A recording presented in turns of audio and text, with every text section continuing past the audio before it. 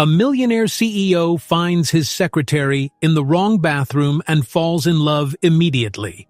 But before we dive into the full story, let me know where you're watching from and what time it is. Now, subscribe to the channel and let's get started. The golden lights of the city's skyline sparkled through the expansive windows of the 28th floor. Up there in his luxurious corner office, Adrian H. Lockhart, a renowned millionaire CEO, ran his empire with the calm authority of someone who had never tasted defeat. He was tall, with neatly styled dark hair and an enigmatic gaze that turned heads during board meetings, galas, and even casual strolls through the heart of downtown. For most people, the idea of failing was an ever-present ghost. For Adrian, it was just an abstract concept he had yet to encounter. That evening, the final hum of the air conditioning whispered across the marble floors while the cleaning staff finished vacuuming. Adrian massaged the knots in his temples, mentally reviewing the next day's negotiations with an important investor. The clock on the wall chimed softly at 8:00 p.m. He should have left hours ago, but pushing himself to the limit was part of his DNA.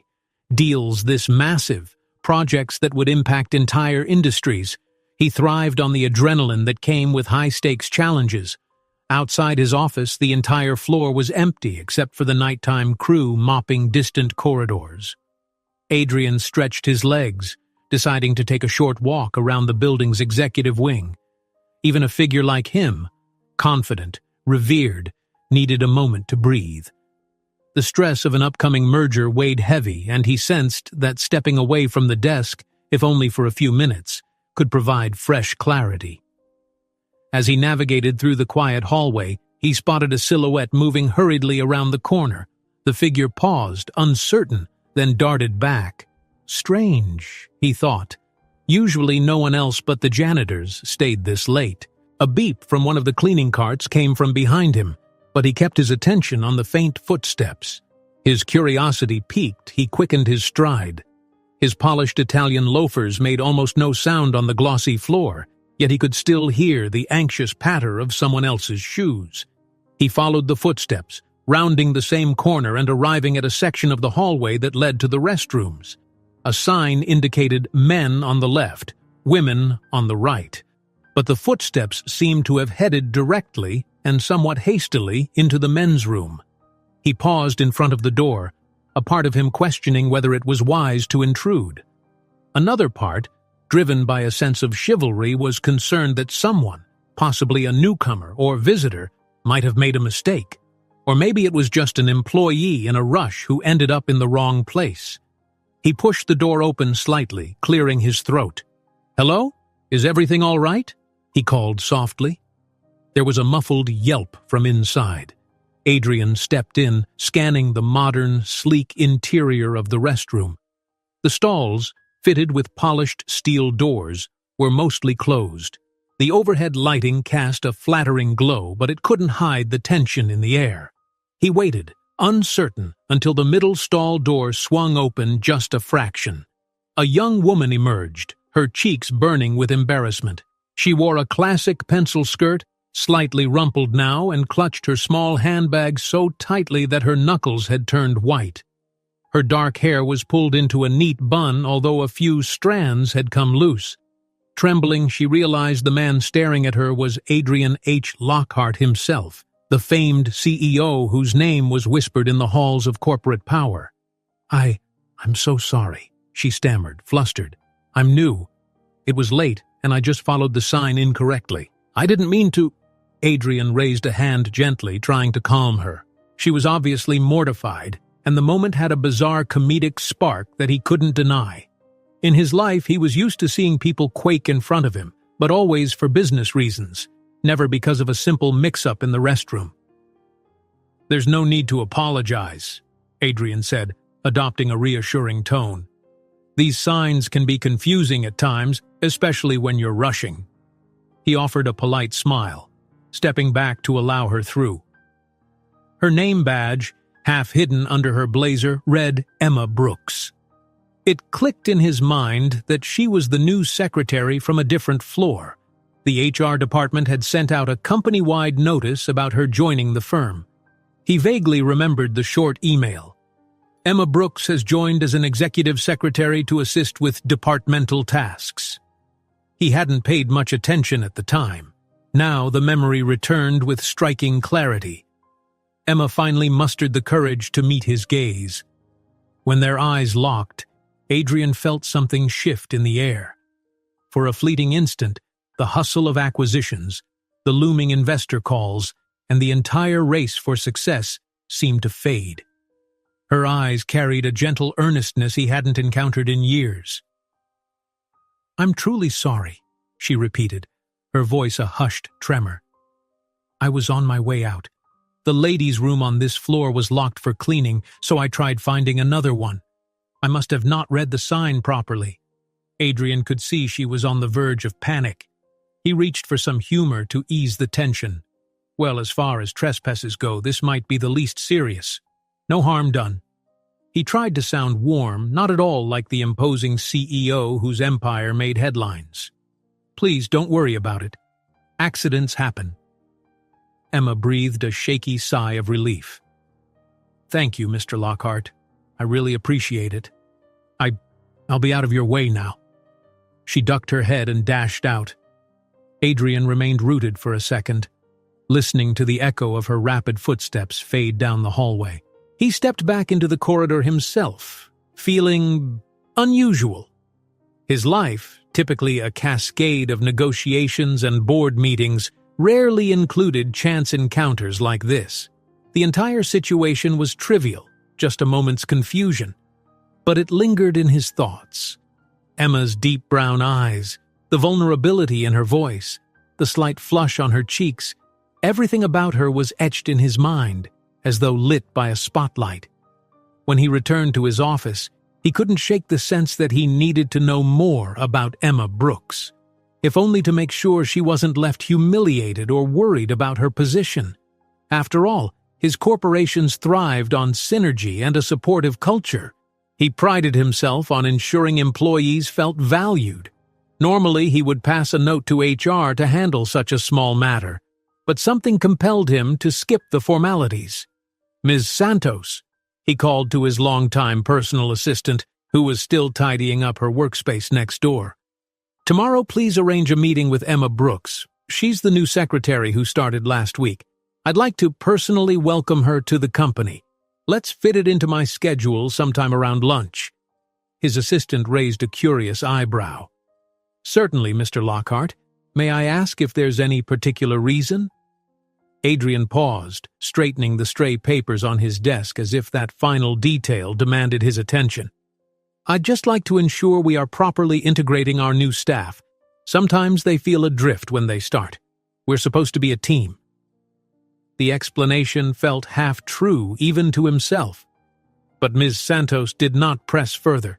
She made a quick note in her planner, discreetly hiding her bemusement. Early the next morning, Emma hurried into the building, scanning her phone for any messages or tasks she might have missed. Last night's run-in with Adrian Lockhart had kept her awake, her mind replaying every mortifying second. She was convinced she had jeopardized her reputation just days into the job. Her reflection in the polished elevator doors told the story of sleepless hours, faint circles under her eyes, an anxious pinch to her lips. Once at her desk, she discovered an appointment request from Ms. Santos. The subject read, "Introduction, meeting with Mr. Lockhart, noon." Emma felt her heart drop into her stomach. What if he's going to reprimand me, or terminate me for messing up on something as ridiculous as using the wrong bathroom? Anxiety buzzed as she tried to focus on her regular tasks, organizing departmental files, scheduling travel for a visiting executive, answering phone calls, but her attention kept drifting. She spilled coffee on her new keyboard cover, typed a co-worker's name incorrectly in an email, and had to redo half of a spreadsheet because she forgot to save it. Her cheeks burned the entire time, a reflection of her mental turmoil. When the clock hit 11:55 a.m., Emma approached the tall frosted glass doors that led to Adrian's domain on the top floor. Ms. Santos welcomed her with a warm nod. Go right in. He's expecting you." Emma smoothed her skirt and took a steadying breath. She stepped into the office where floor-to-ceiling windows framed a breathtaking view of the skyline. Adrian was seated behind a sleek oak desk, but he stood the moment she entered, greeting her with a polite smile. If she noticed it, she might have seen a spark of genuine delight in his eyes. He gestured to a comfortable seat in front of his desk. "Ms. Brooks," Adrian said, voice cordial, "thank you for taking the time to meet with me." She swallowed hard, her voice barely audible. "Of course, Mr. Lockhart. Thank you for inviting me." He waved a hand, dismissing the formalities. "Call me Adrian, please. We're colleagues, not adversaries. I wanted to make sure you're settling in. How's your first week going?" Emma's shoulders relaxed imperceptibly. "It's been good. A bit overwhelming. Everything is so fast-paced here, but I like it. I just hope I haven't caused too much trouble." Her words trailed off, but Adrian knew exactly what she was hinting at. He leaned forward, elbows on his desk, arms loosely crossed. "If you're referring to last night's restroom mix-up, don't give it another thought. In this building, we have bigger concerns than an innocent sign mistake." His eyes flickered with understanding. "It's nothing to worry about." She exhaled, relief visibly washing over her. I appreciate that, Adrian. Truly. I was worried it might reflect poorly on me or lead to some sort of write-up." He chuckled softly. "Believe me, we both have more pressing business matters to address. My goal is to ensure that talented individuals like you feel comfortable here so you can do your best work. That's it." The compliment caught Emma off guard. Talented? The word ricocheted in her mind. She'd spent the last day feeling incompetent. "Thank you. I'm glad to hear it. I promise I'm a hard worker. I'm just adjusting to the pace and the scale of everything." "Well," Adrian said, a hint of warmth tinging his professionally smooth voice, "if you ever need help, feel free to ask Ms. Santos or me. You'll find that I place high value on fostering a collaborative environment." He paused, letting his eyes linger on her for a second longer than standard corporate courtesy. "I'm sure you'll excel here." She offered a small, grateful smile. "I won't let you down." As the conversation veered to more routine topics, her future tasks, the open staff positions she might help fill, a quick mention of the upcoming shareholders' meeting, Adrian found himself consciously fighting the urge to slip into a more personal tone. He was known for being an impeccable professional, rarely giving more than polite smiles or strictly business encouragement. Yet, with Emma, he sensed a desire to go beyond the typical boss-employee script. Something about her sincerity drew him in. Eventually, Ms. Santos stepped in, signaling that Adrian's lunch appointment with a group of investors was about to begin. Emma quickly apologized, gathering her notes. "Of course, I'll let you get on with your meeting. Thank you for your time, Adrian." She emphasized his name softly, as though testing if it felt right on her tongue. He dipped his head in acknowledgement, feeling a stir in his chest that he couldn't quite identify. "I'm confident we'll speak again soon. Take care, Emma." She left, stepping past Ms. Santos, who nodded politely. Adrian watched her silhouette disappear into the hallway. Then he inhaled, bracing himself for the lunch with the investors. For once, though, the negotiations seemed a little less intimidating. A subtle wave of anticipation fluttered in his stomach, a sensation he wasn't used to in this environment. By the time the investors arrived, Adrian was his usual polished self, polite, composed, perfect handshake, perfect eye contact. But in the recesses of his mind, an image of Emma lingered. He kept recalling the wide-eyed look of relief on her face, the slightly shaky but determined tone of her voice, the way she radiated a genuine warmth in an office that so often felt mechanical and transactional. Across the building, Emma tried to focus on her next tasks, organizing resumes for new junior executives. But her heart kept dancing at the thought of Adrian's final words. This place might be a world of cutting-edge technology and multi-billion-dollar deals, but for her, it suddenly felt more welcoming, more human. She told herself it was just courtesy, the minimal kindness a CEO extends to a new employee. Yet, deep inside, she sensed something unspoken, a promising spark she couldn't name. Neither of them realized that this small spark, born from an accidental step into the wrong bathroom, would soon ignite something unstoppable. For all Adrian Lockhart's power and prestige, for all Emma Brooks's modest humility and newness to the corporate world, fate had quietly laid its plans, weaving the threads of their paths into one story. A story that would test loyalties, upend priorities, and challenge everything they thought they wanted from life. The meeting room buzzed with conversation as junior executives in crisp suits filed out one by one. Emma stood by the wide glass panel overlooking the city, notepad clutched against her chest. She'd been asked to take minutes during the department briefing, a high-level discussion that, until now, was rarely open to new employees. Yet here she was, her presence already indicating that someone up there, possibly Adrian Lockhart himself, wanted her involved more closely. She was still mulling over the new responsibilities when her friend and fellow secretary, Melanie, nudged her from behind. "Hey, Ms. Busy, you look like you were off daydreaming," Melanie teased. Emma managed a sheepish smile. "Guess I'm just trying to process everything. This place, it runs at its own speed." Melanie wiggled her eyebrows. "And certain CEOs run it at an even faster pace, am I right?" She sneaked a glance at Emma's expression. "They say Mr. Lockhart has been in an unusually good mood these last few days. Did you notice?" Emma's heart did a little flip, but she masked it with a dismissive shrug. "I wouldn't know. I've been buried in spreadsheets and appointments. Besides, it's not like I interact with him often." Melanie tilted her head, a smile tugging at the corners of her lips. "You'd be surprised. Word around the office is that he asked Ms. Santos about your background. He's never that interested in someone new, especially a junior staff member. You sure there isn't anything you're forgetting to tell me?"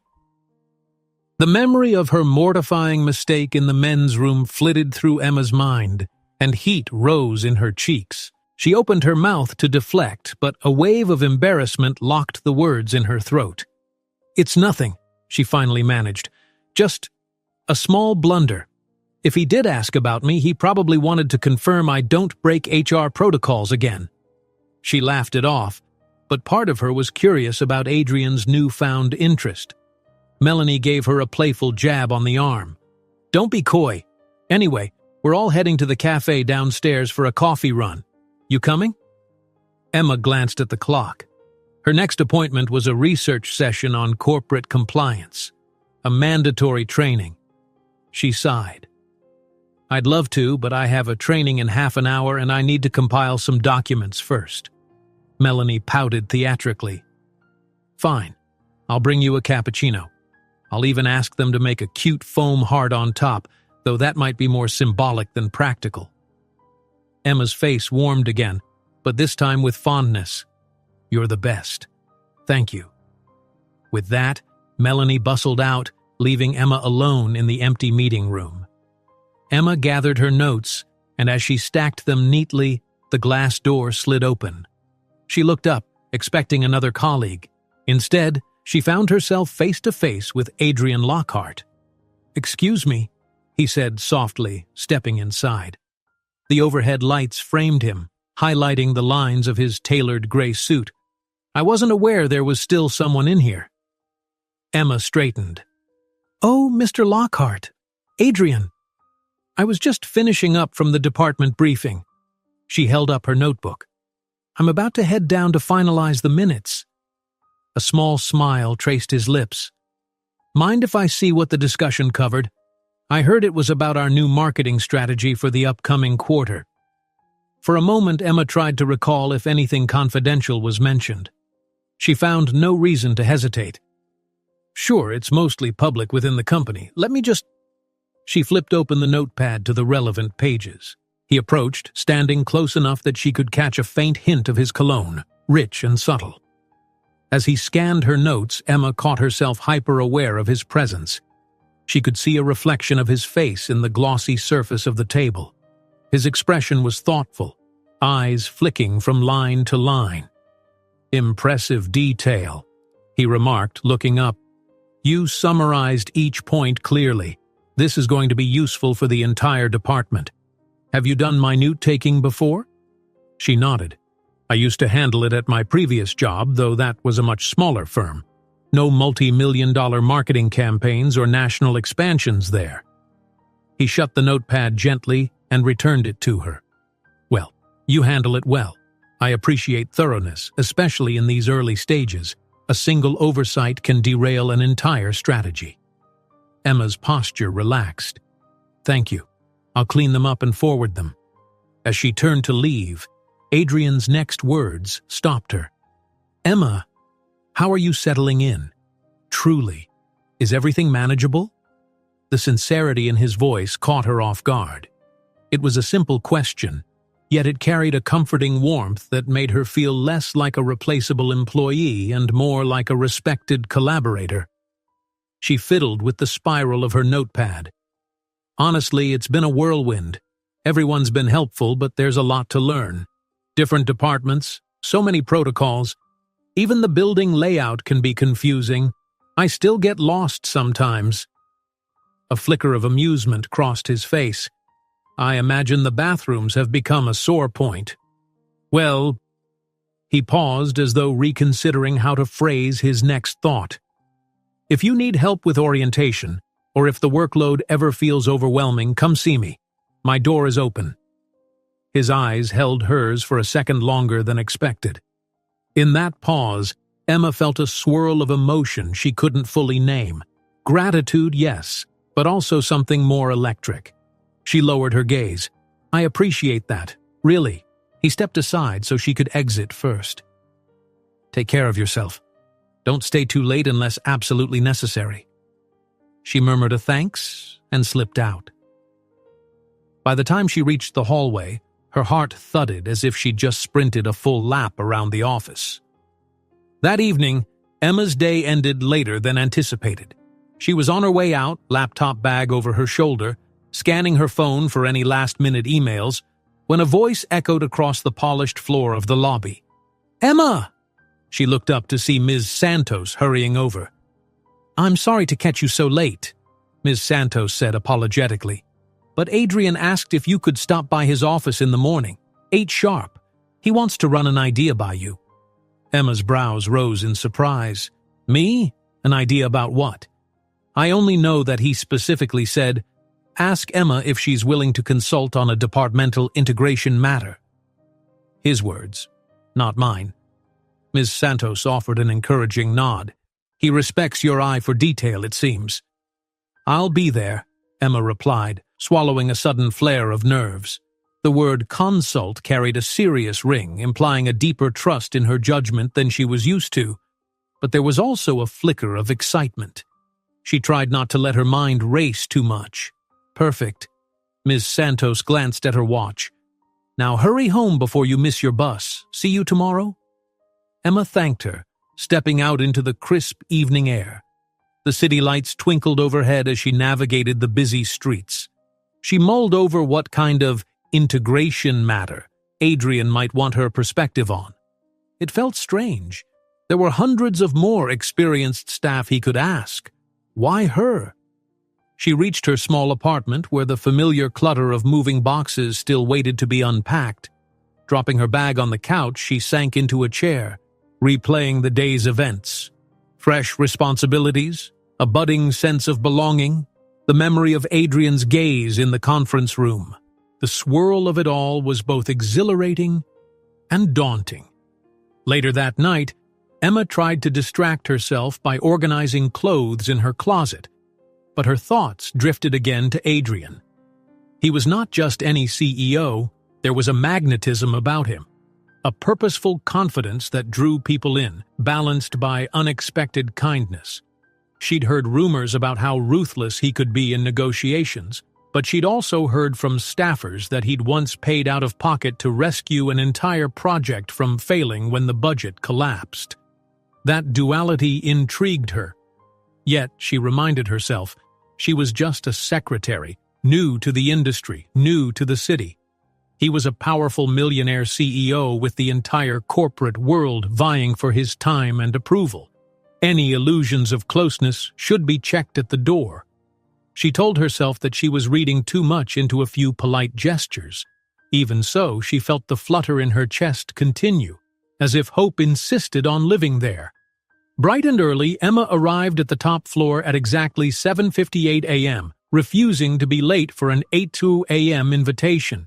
She perched on one of the plush chairs in Ms. Santos's reception area, fidgeting with a pen. The seconds crawled by. Finally, Ms. Santos emerged, ushering her in. Adrian was on the phone, facing the panoramic skyline. He gave a subtle nod to acknowledge Emma. She quietly settled into a seat, scanning his office. Everything was meticulously organized. Thick volumes on business law and industry manuals lined his bookshelves. A massive painting, abstract, swirling lines of deep blue and gold, dominated one wall. For a split second, she wondered if the painting reflected Adrian's own blend of calm and ambition. He finished his call, turned, and offered her a polite smile. "Good morning." "Morning," she echoed, bracing herself for whatever came next. "I wanted to pick your brain," he began, settling into the chair behind his desk. "We're trying to streamline processes between two major departments, finance and client relations. Typically, that's handled by upper management, but it's proven tricky. I thought a fresh perspective might be valuable, especially one from someone who isn't entrenched in the daily politics yet." Emma blinked, absorbing his words. "That's quite the responsibility." He nodded.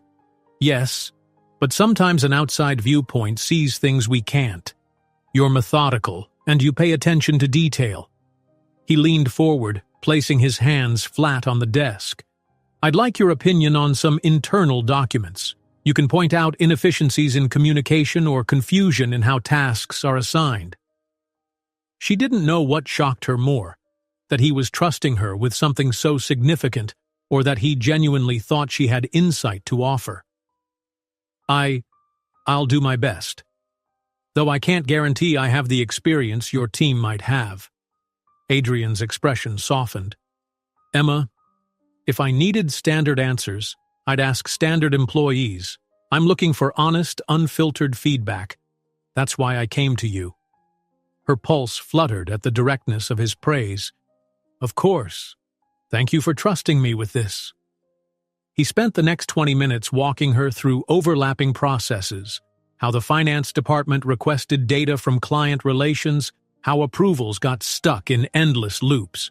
Emma's pen flew as she scribbled notes. She asked clarifying questions, small details about who was responsible for certain sign-offs, how many updates got lost between email threads, whether there was a central database for cross-checking numbers. He answered patiently, occasionally stopping to highlight a document or annotate a chart with a quick flourish of his fountain pen. Midway through, Emma had an epiphany. Wouldn't it help if each department had a single liaison, someone who understands both finance metrics and the intricacies of client feedback? That way, you don't rely on scattered emails. You have one source of truth, so to speak. Adrian's gaze sharpened. "That's actually quite a good approach. We used to do that on a smaller scale years ago, but we let it go when the company expanded. Maybe we should revisit the idea in a modern context." She offered a smile, pushing aside her uncertainty. "You could test it as a pilot project. Start with a small group, see if it improves the workflow, then scale up." He leaned back, tapping his pen against the desk. "I like this. I'll mention it to the department heads. Let's see if we can bring you into the brainstorming session too." Emma's eyes widened. "Me? In a department head meeting?" That was definitely above her pay grade. Yet the sense of pride from his acknowledgement filled her with quiet thrill. "I'll do whatever helps." Adrian's lips curved. "You already have. This is exactly the type of input I was hoping for." A buzz from his phone distracted him. He glanced at the screen. "I have to jump on a conference call in 5. Thank you for coming in early." She rose to leave, gathering her papers. Thank you for giving me a chance to contribute. Let me know if there's anything else. He stood as well, an ingrained courtesy she noticed he always extended. I certainly will. Have a good day, Emma. As she stepped out, Ms. Santos winked from behind her desk as though she sensed something was unfolding beyond mere work tasks. Emma tried to ignore the flush warming her cheeks. She reminded herself this was purely professional. He respected her thoroughness, but somewhere inside, a small voice insisted that this connection, so unexpectedly formed, ran deeper than instructions and spreadsheets. Emma's day blurred into a string of meetings and document reviews. By mid-afternoon, she was perched in a high-backed chair beside one of the finance supervisors, a slightly intimidating woman who spoke with brusque efficiency, listening intently to a discussion about data systems and monthly reporting structures. Her role was primarily to observe and note the departmental friction points, as Adrian had requested. Any time a manager mentioned something that caused delays or confusion, Emma jotted down the details, determined not to miss a thing. Still, she couldn't keep her thoughts from drifting. All morning, a spark of excitement had flared inside her. She enjoyed the challenge of analyzing organizational issues, felt gratified by the trust Adrian was placing in her, and even more so by how willingly others began to accept her input. She gave silent thanks that her nerves hadn't overwhelmed her. When the supervisor paused to answer an incoming call, Emma caught her reflection in the window. Tired eyes, a blouse slightly wrinkled from hours of sitting. But behind her own reflection, she glimpsed the grand skyline, a shimmering reminder that she was part of something bigger here. Part of her marveled at the transformation of her life in just a few weeks. Finally, the meeting ended. She stood, said her thanks, and carried her notes back to her small desk near the HR corner. Melanie was waiting with an eager look on her face. "Spill," Melanie demanded, wagging her pen. "I heard some executives mention your name while I was organizing the board's correspondence. Something about you giving them a new model for bridging departmental tasks?" Emma shrugged, trying not to appear too pleased with herself. "I just shared a couple of suggestions. It's not that big a deal." "Okay, Miss Humble. Everyone else is making it sound like it's a whole pilot program." Melanie narrowed her eyes, teasing. "Are you sure you're just a secretary?" A laugh escaped Emma. "I'm figuring that out myself. Adrian asked me to help identify communication bottlenecks. I guess he liked my approach." The moment the words left her mouth, she realized she'd casually referred to Mr. Lockhart by his first name. Her cheeks heated. Melanie's eyebrows shot up in glee. "Adrian?" she echoed in a mischievous tone. "So that's where we're at? First name basis with the big boss?" Emma floundered, pressing her lips together. "It's just something he insisted on. You know how formalities can hinder open conversation." She trailed off, noticing how unconvincing that sounded. "Mm-hmm," Melanie sang, tapping a folder against her chin. "Well, just be careful. I've worked here for a year, and I've never heard of him being so personally engaged with a newcomer. He's known to be cautious in his personal interactions. People even call him the unshakable gentleman, polite but distant." Emma fidgeted, not sure how to respond. "He's my boss, someone I respect. That's all." Melanie shrugged. "Of course. Just giving you a heads up. People talk in offices like these." At the mention of gossip, Emma felt a twist in her stomach. The last thing she wanted was to be the target of rumors about being close to the CEO. She'd seen enough romantic speculation in small companies. She couldn't imagine the intensity of it in a major corporation. "Thanks for the warning," she said quietly. She returned her focus to the notes, ignoring the swirling questions in her head about whether she and Adrian had been crossing lines of familiarity. She reasoned that plenty of executives referred to subordinates by first names. Likewise, employees occasionally addressed high-level folks informally, especially at big, modern companies, right? She tried to assure herself nothing was truly amiss. That evening, Emma decided to stay late to finalize a preliminary report summarizing her observations. She wanted to deliver something tangible to Adrian the next morning, solid evidence that she wasn't wasting his trust. Hour after hour slipped by until only the faint hum of climate control and the distant whir of a vacuum cleaner reminded her she wasn't the only one in the building. Finally, around 9 p.m., Emma emerged from her cubicle to stretch. She walked to the break room to find a glass of water. Just as she filled a cup from the water cooler, she noticed lights on in the conference room across the corridor. Glancing through the glass panels, she spotted Adrian. He stood at the head of the long table, jacket draped over a chair, collar unbuttoned slightly, reviewing documents on a projector screen. She hesitated. He looked deeply immersed, brow furrowed, the lines of concentration etched across his features. This was the side of him she'd heard about in passing, a relentless work ethic, sometimes working well into the night. She turned to go, but the faint squeak of her shoe against the tile must have given her away.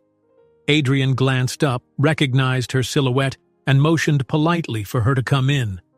Emma tiptoed in, feeling self-conscious. "I'm sorry, I didn't mean to interrupt," she whispered. He turned off the projector, then offered a faint, tired smile. "You're not interrupting. I needed a break anyway. When I saw you, it felt like I was being rescued from spreadsheets." She smiled back, hugging the cup of water. "Did you lock yourself in here all evening?" He rubbed the back of his neck. "Mostly. The joys of finalizing major merger documents." She nodded sympathetically. "I can guess how draining that must be. If it's any consolation, I've been finishing a write-up on the departmental issues." Her voice brightened with a hint of accomplishment. "I hope to have a short summary on your desk first thing tomorrow." His eyes lit up, interest flickering. "I appreciate that, truly. And now I feel less guilty about still being here. At least I'm not the only one burning the midnight oil." "Honestly," Emma said, stepping closer to the table, "I'm motivated. Doing real, meaningful work. It's exhilarating." He angled his head, giving her that penetrating look that made her heart skip. "I remember being your age, hungry for every challenge. Though I'll admit, not many interns or new hires showed your level of attention to detail. Most were just trying to survive the job, not shape it." Her cheeks warmed at the compliment. "I guess I've always liked finding solutions. Even when I was a teen, I'd reorganize the entire stockroom at my mom's shop just for fun." A grin tugged at his lips. "So you're a professional organizer at heart? That's what we need in these hectic offices."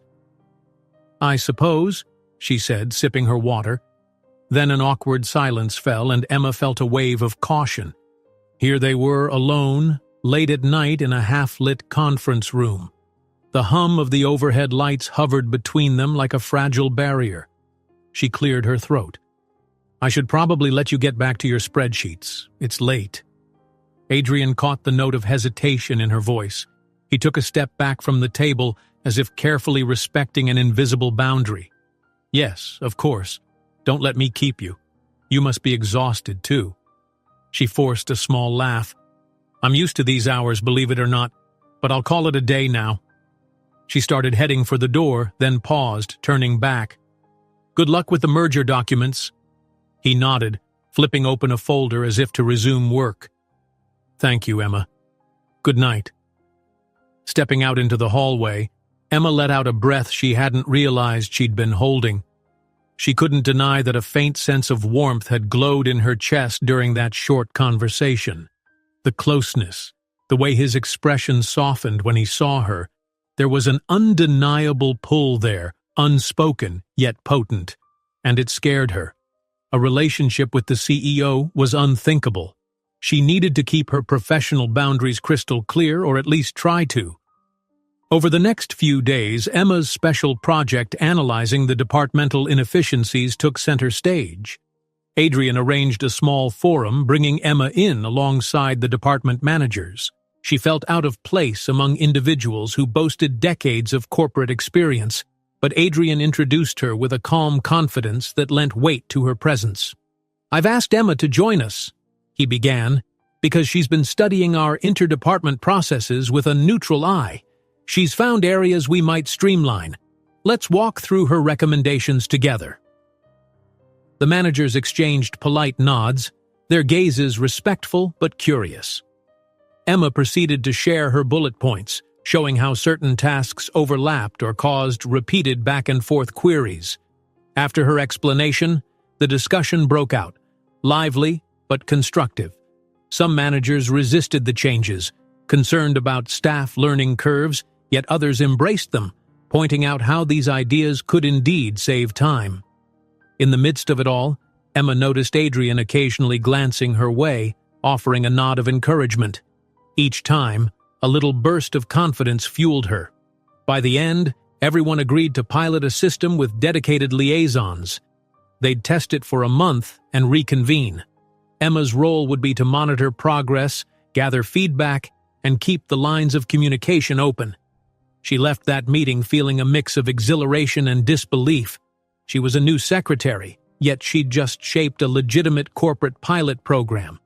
Had Adrian not nudged her forward, she doubted anyone would have listened. That afternoon, the synergy between Emma and Adrian's approaches became office gossip. Melanie caught up with her near the staff lounge, wide-eyed. "Girl, you are the talk of the floor. People are saying you basically orchestrated a mini-departmental revolution." Emma laughed nervously. "It's hardly a revolution, more like a small improvement." "Well, word is Mr. Lockhart had that proud CEO look on his face," Melanie teased. "That man doesn't show that often." "Please, you're going to make me self-conscious," Emma said, flushing. Melanie patted her shoulder, then leaned in. "Careful, though. People might start speculating. You know how rumor mills churn." The warning made Emma's heart dip.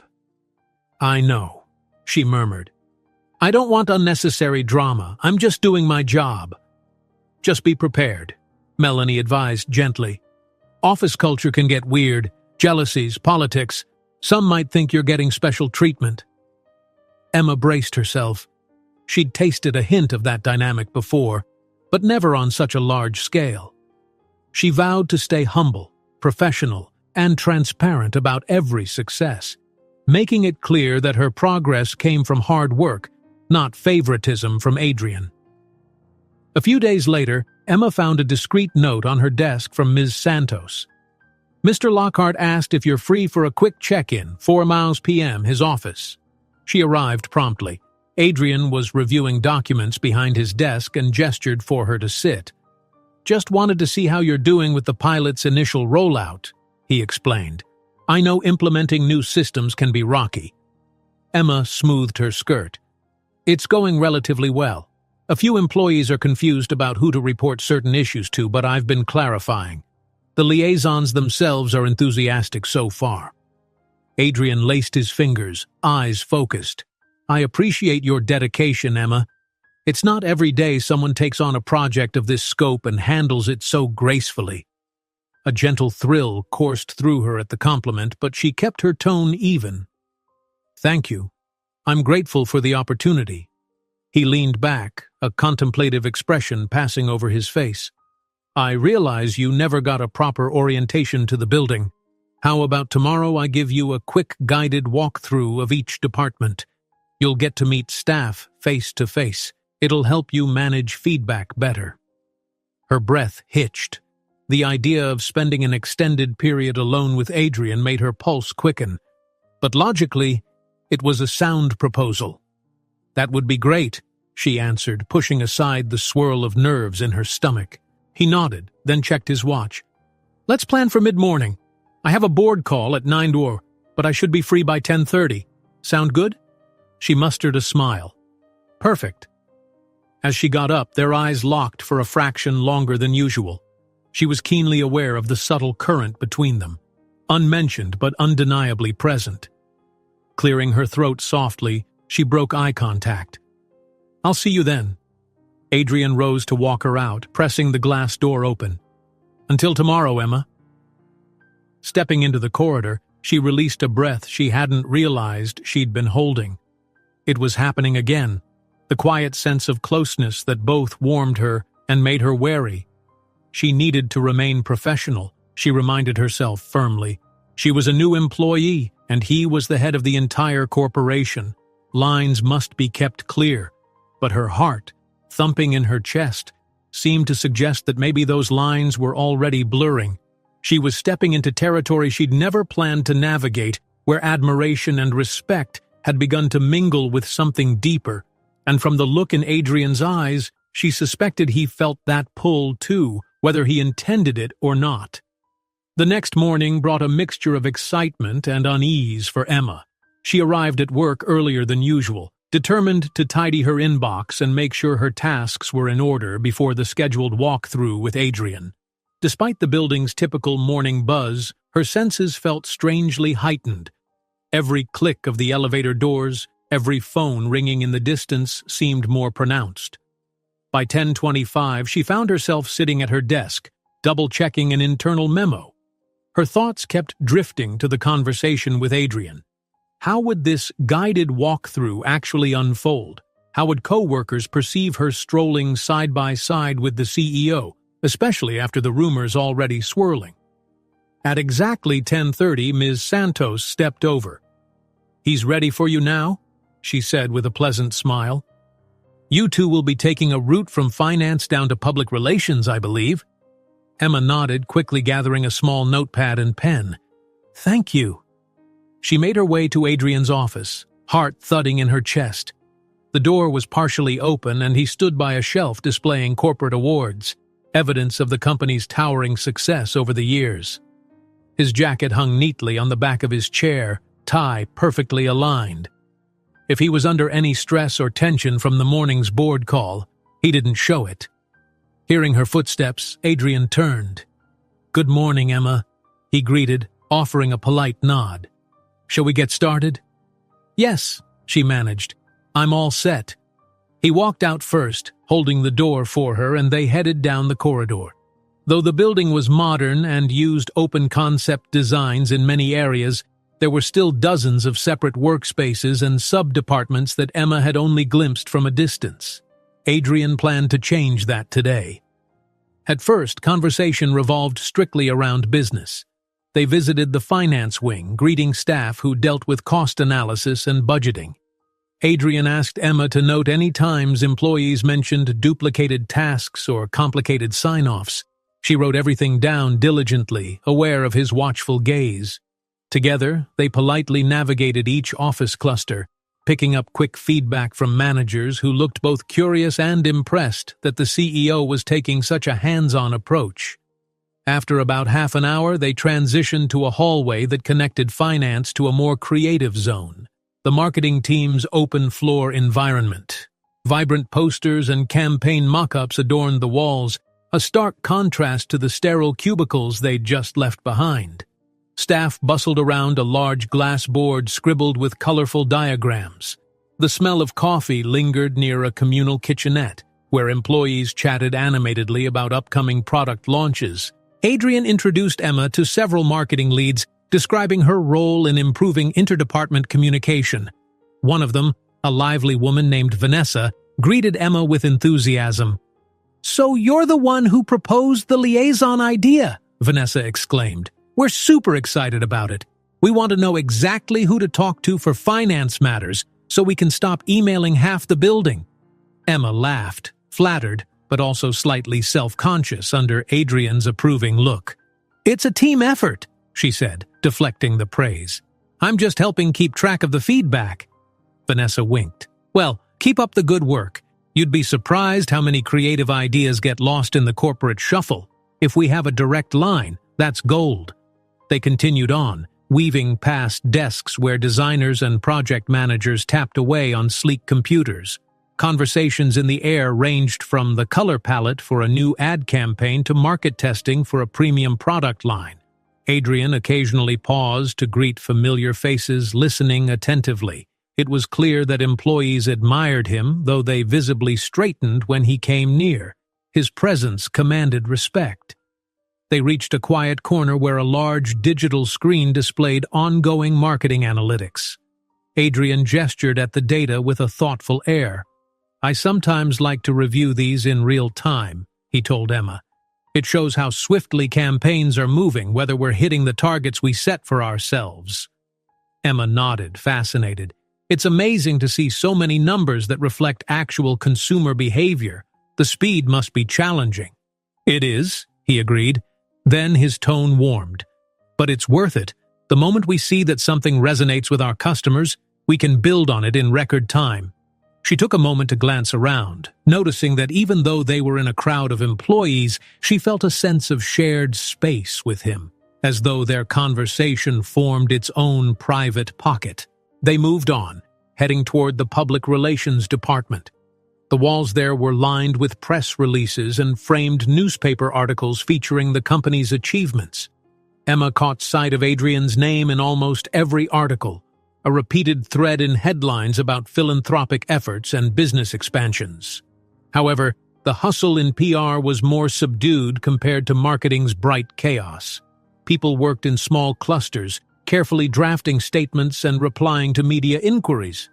An older man with salt and pepper hair, presumably the department head, spotted Adrian and rushed over with a polite smile. "Mr. Lockhart," he said, greeting him warmly, "and you must be Ms. Brooks. I've heard quite a bit about your project." There was genuine respect in his eyes as he shook Emma's hand. "We're grateful for any step that helps us coordinate better with finance and marketing." Emma felt a tinge of relief that the new changes were being met with positivity. "Thank you. I'm just collecting input and making sure everyone's aligned." Adrian checked his watch. "We won't keep you too long. Just wanted Emma to get a sense of your workflows." They wound through the rows of PR desks, and more employees recognized Adrian, some offering shy waves or quick hellos. Emma noticed that a few curious glances flicked her way, but the staff mostly exuded an air of professional courtesy. She reminded herself to remain collected. After another half hour, they stepped away from the main areas, meandering back toward the central atrium. Warm daylight streamed through tall windows, highlighting the building's sleek design. Adrian paused next to a small lounge area with modern chairs and potted plants. One side overlooked the city through glass walls. The view was breathtaking. "Shall we take a short break?" he offered. "We've covered a lot of ground." Emma nodded, grateful for the chance to rest her feet. They settled in two adjacent chairs, and for a moment they simply observed the bustling street below. Cars inched through intersections, pedestrians hurried along sidewalks. High-rises punctuated the horizon. Adrian let out a quiet sigh, which sounded almost relaxed. "You don't realize how intense the office can be until you take a step back. It's good to breathe for a second." Emma glanced at him. "I'm surprised you're not used to all this constant movement." A soft chuckle escaped him. "I've been doing this for years, but that doesn't mean it's easy. Sometimes it helps to slow down, especially with so many responsibilities pressing at every hour." She studied his profile. There was a subtle tension around his eyes, as though the weight of 1,000 tasks were perched on his shoulders. "It's impressive that you maintain such composure," she said truthfully. "I'd be overwhelmed." He shifted to face her. In the bright daylight, she caught flecks of amber in his eyes. "I have moments of overwhelm, too," he admitted, "but I've learned to compartmentalize. Or I try to." His words trailed off, suggesting more was left unsaid. Maybe in a different context, he would have confided deeper worries or personal burdens. But here in a corporate lounge, they both recognized the boundaries of the moment. Still, the quiet that followed felt more intimate than a typical boss-employee break. Emma cleared her throat gently, hoping to steer the moment back on safe ground. "Anyway, the walkthrough has been incredibly helpful for me.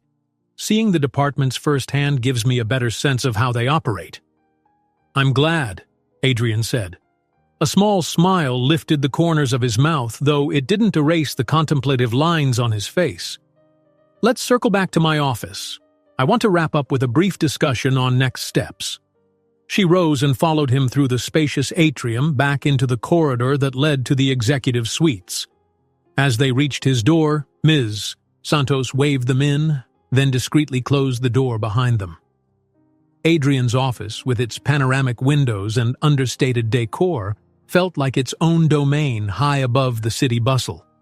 He gestured toward a seat at his round side table rather than his imposing main desk, signaling a more informal conversation. Emma sat, smoothing her skirt again, looking around at the elegant space. She couldn't deny a flare of awe whenever she stepped in here. There was something about the view, combined with the quiet confidence that Adrian exuded, that made the room feel almost serene. "All right," he began, placing a notepad before him. "You've seen the departments in action. I'd like to know your initial impressions. Any immediate thoughts on potential trouble spots?" She collected her own notes. "From what I've gathered, most staff are open to the pilot program. They seem relieved that the communication channels might become more transparent. The only hesitation I picked up on is from certain middle managers worried about short-term disruptions." "That's to be expected," Adrian said. "Change always brings tension. As long as it's constructive, we can manage it. Anything else?" She considered. "Well, it might help to host an informal Q&A session for the liaisons, like a workshop. That way they can ask questions or clarify their roles. It could ease confusion." His eyes lit with approval. "Excellent idea. I'll have Ms. Santos schedule it. And you'll be in attendance, of course. After all, you conceived the liaison concept." He leaned forward slightly. "How do you feel about presenting to them? Just a short talk to explain best practices?" Emma's stomach fluttered. She'd never given a formal presentation in this environment. But the surge of adrenaline was mingled with excitement. I'd be honored to." "Great." He made a quick note. "We'll keep it small. You'll do great." His confidence in her felt almost unreal. She nodded, letting herself smile in return. They spent the next few minutes hashing out details, Emma scribbling bullet points on how to structure the workshop. Adrian occasionally added a comment. His approach was collaborative, not dictatorial. She appreciated how he listened attentively. At last, the conversation wound down. Adrian checked the time on his smartwatch. "I have another meeting in 10 minutes, so I need to prepare. But before you go," he paused, eyes steady on her. "Thank you for being so dedicated. I hope you're not feeling too overwhelmed yourself." It struck her how genuine his concern seemed. "I'm managing," she said softly. "A lot of credit goes to the support I'm getting from you, and from others, of course." She added the last part quickly, not wanting to sound too familiar. His gaze flickered with something like warmth. "If you ever do feel overloaded, come to me. We'll figure out solutions together." She stood, gathering her notes. There was a short, charged silence, both aware of that subtle undertone that had followed them all day. Emma looked away first, clearing her throat. "I'll, see you later." Adrian rose, walking her to the door. "Yes, thank you again, Emma." Ms. Santos looked up from her desk as Emma emerged, but if she suspected anything, her expression remained politely neutral. Emma walked down the hallway with a swirl of conflicting emotions. Gratitude for the opportunities, wariness about fueling any rumor mill, and undeniably a budding sense of connection whenever she stood in Adrian's orbit. In the elevator ride down, she leaned against the wall, letting out a slow breath. She could almost laugh at the absurdity of it. Her boss, the famously reserved and successful CEO, was opening up to her in ways that felt more personal than strictly professional. Even if nothing inappropriate was said, the closeness was there. She wanted to deny it, but her heart hammered with the truth. It was a precarious line they were walking, and from the way he lingered with his gaze and thanked her with quiet sincerity, she was starting to suspect that he felt it too. Emma felt the days stretch and contract in the strangest way.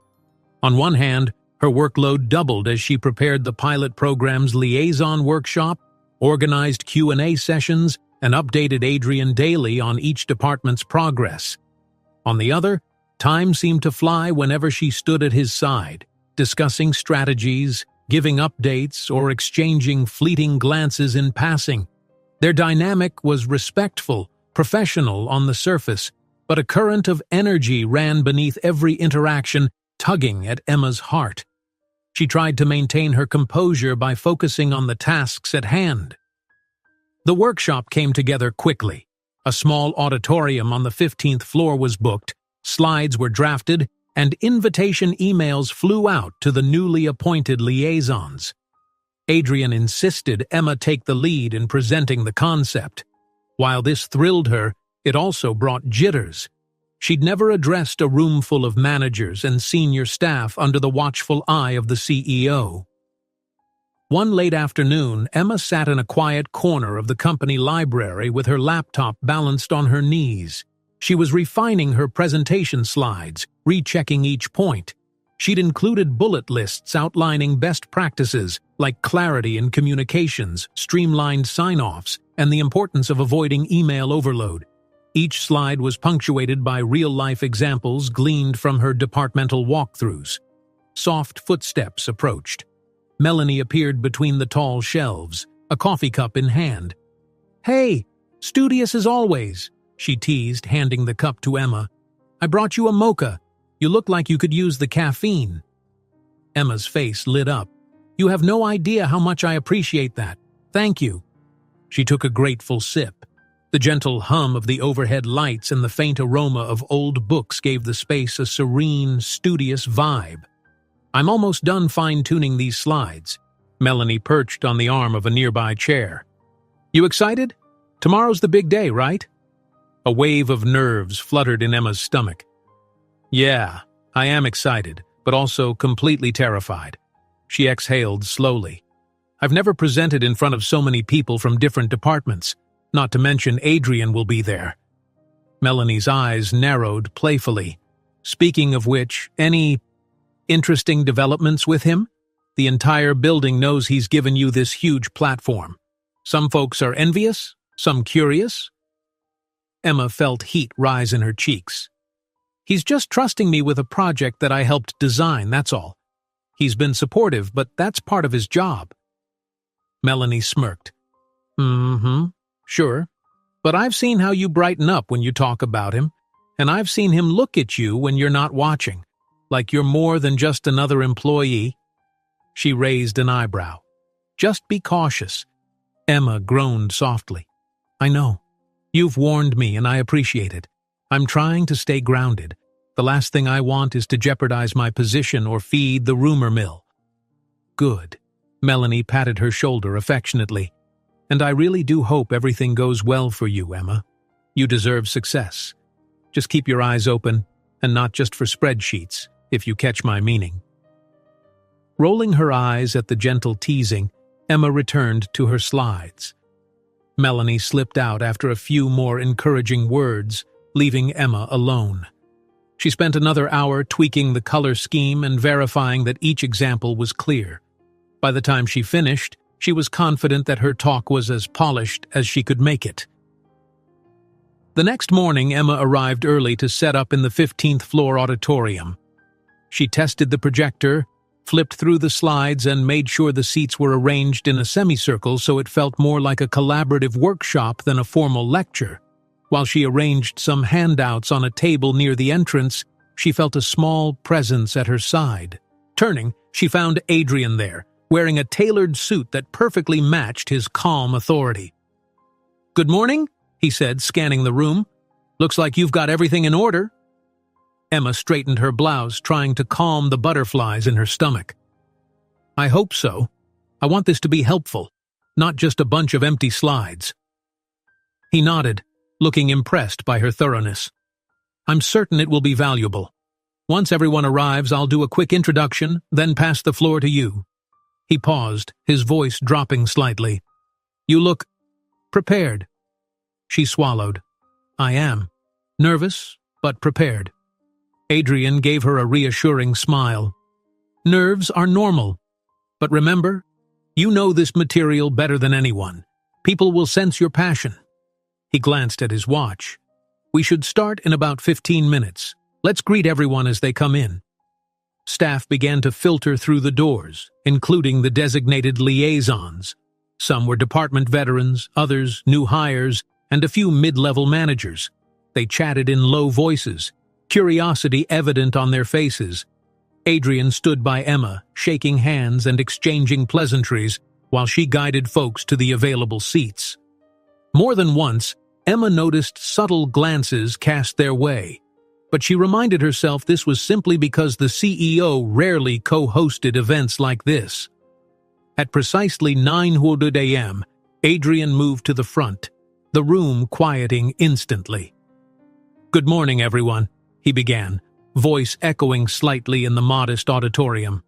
"I won't take much of your time. We've gathered today to discuss a new step in interdepartmental coordination, one that I believe could streamline our operations significantly. But the credit for this idea and the plan we'll walk through belongs to Emma Brooks." He gestured toward her, and she stood, heart pounding. His words filled her with a mix of pride and humility. Emma has been working closely with different teams, analyzing our biggest bottlenecks. She's done an outstanding job. I'm confident you'll find her insights valuable. A smattering of polite applause followed. Emma exhaled to steady her nerves, then stepped to the front of the room.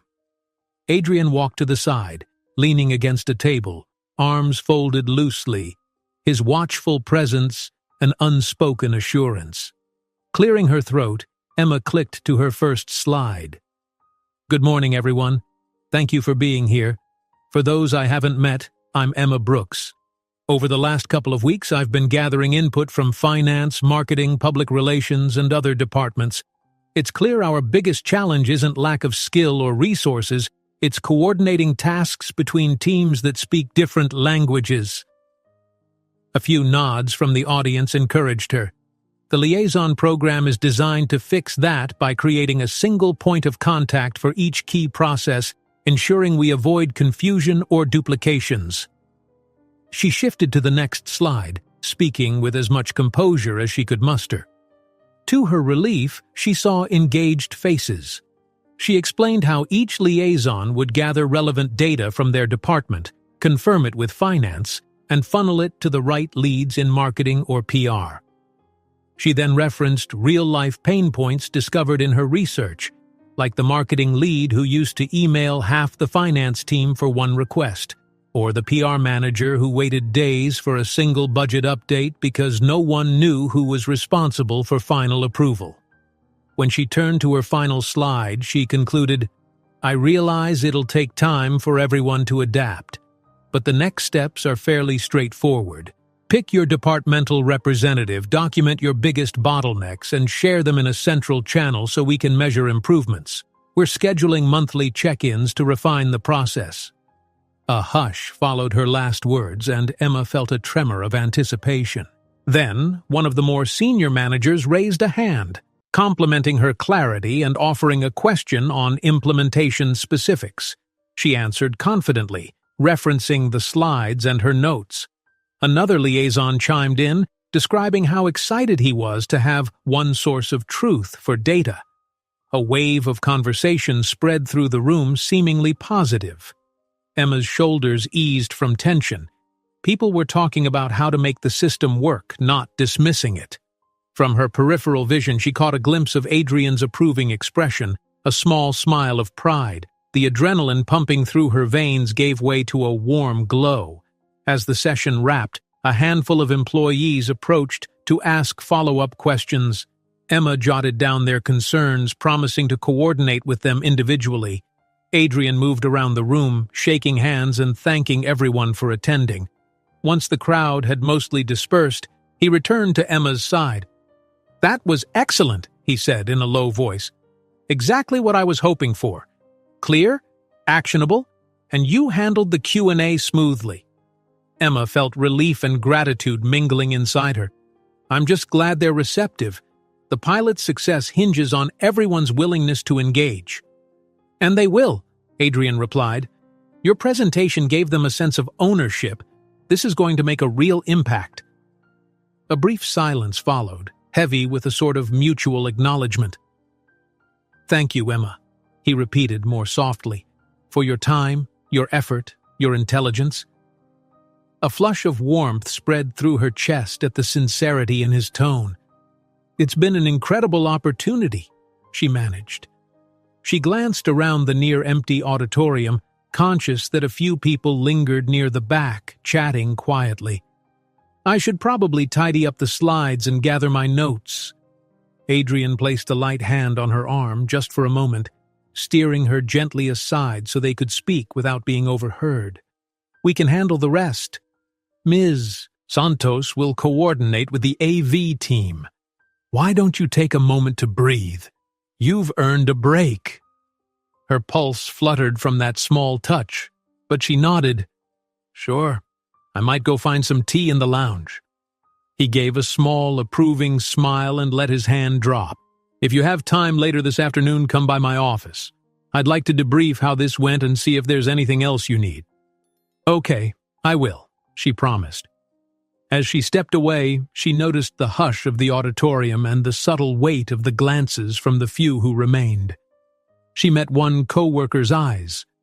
There was nothing overtly hostile, but there was curiosity there. Emma forced a friendly nod and slipped out into the hallway, her heart still drumming at the intensity of the morning. A few minutes later, Emma found a quiet spot in the staff lounge, a steaming cup of green tea cradled in her hands. She stared out the large windows at the cityscape beyond.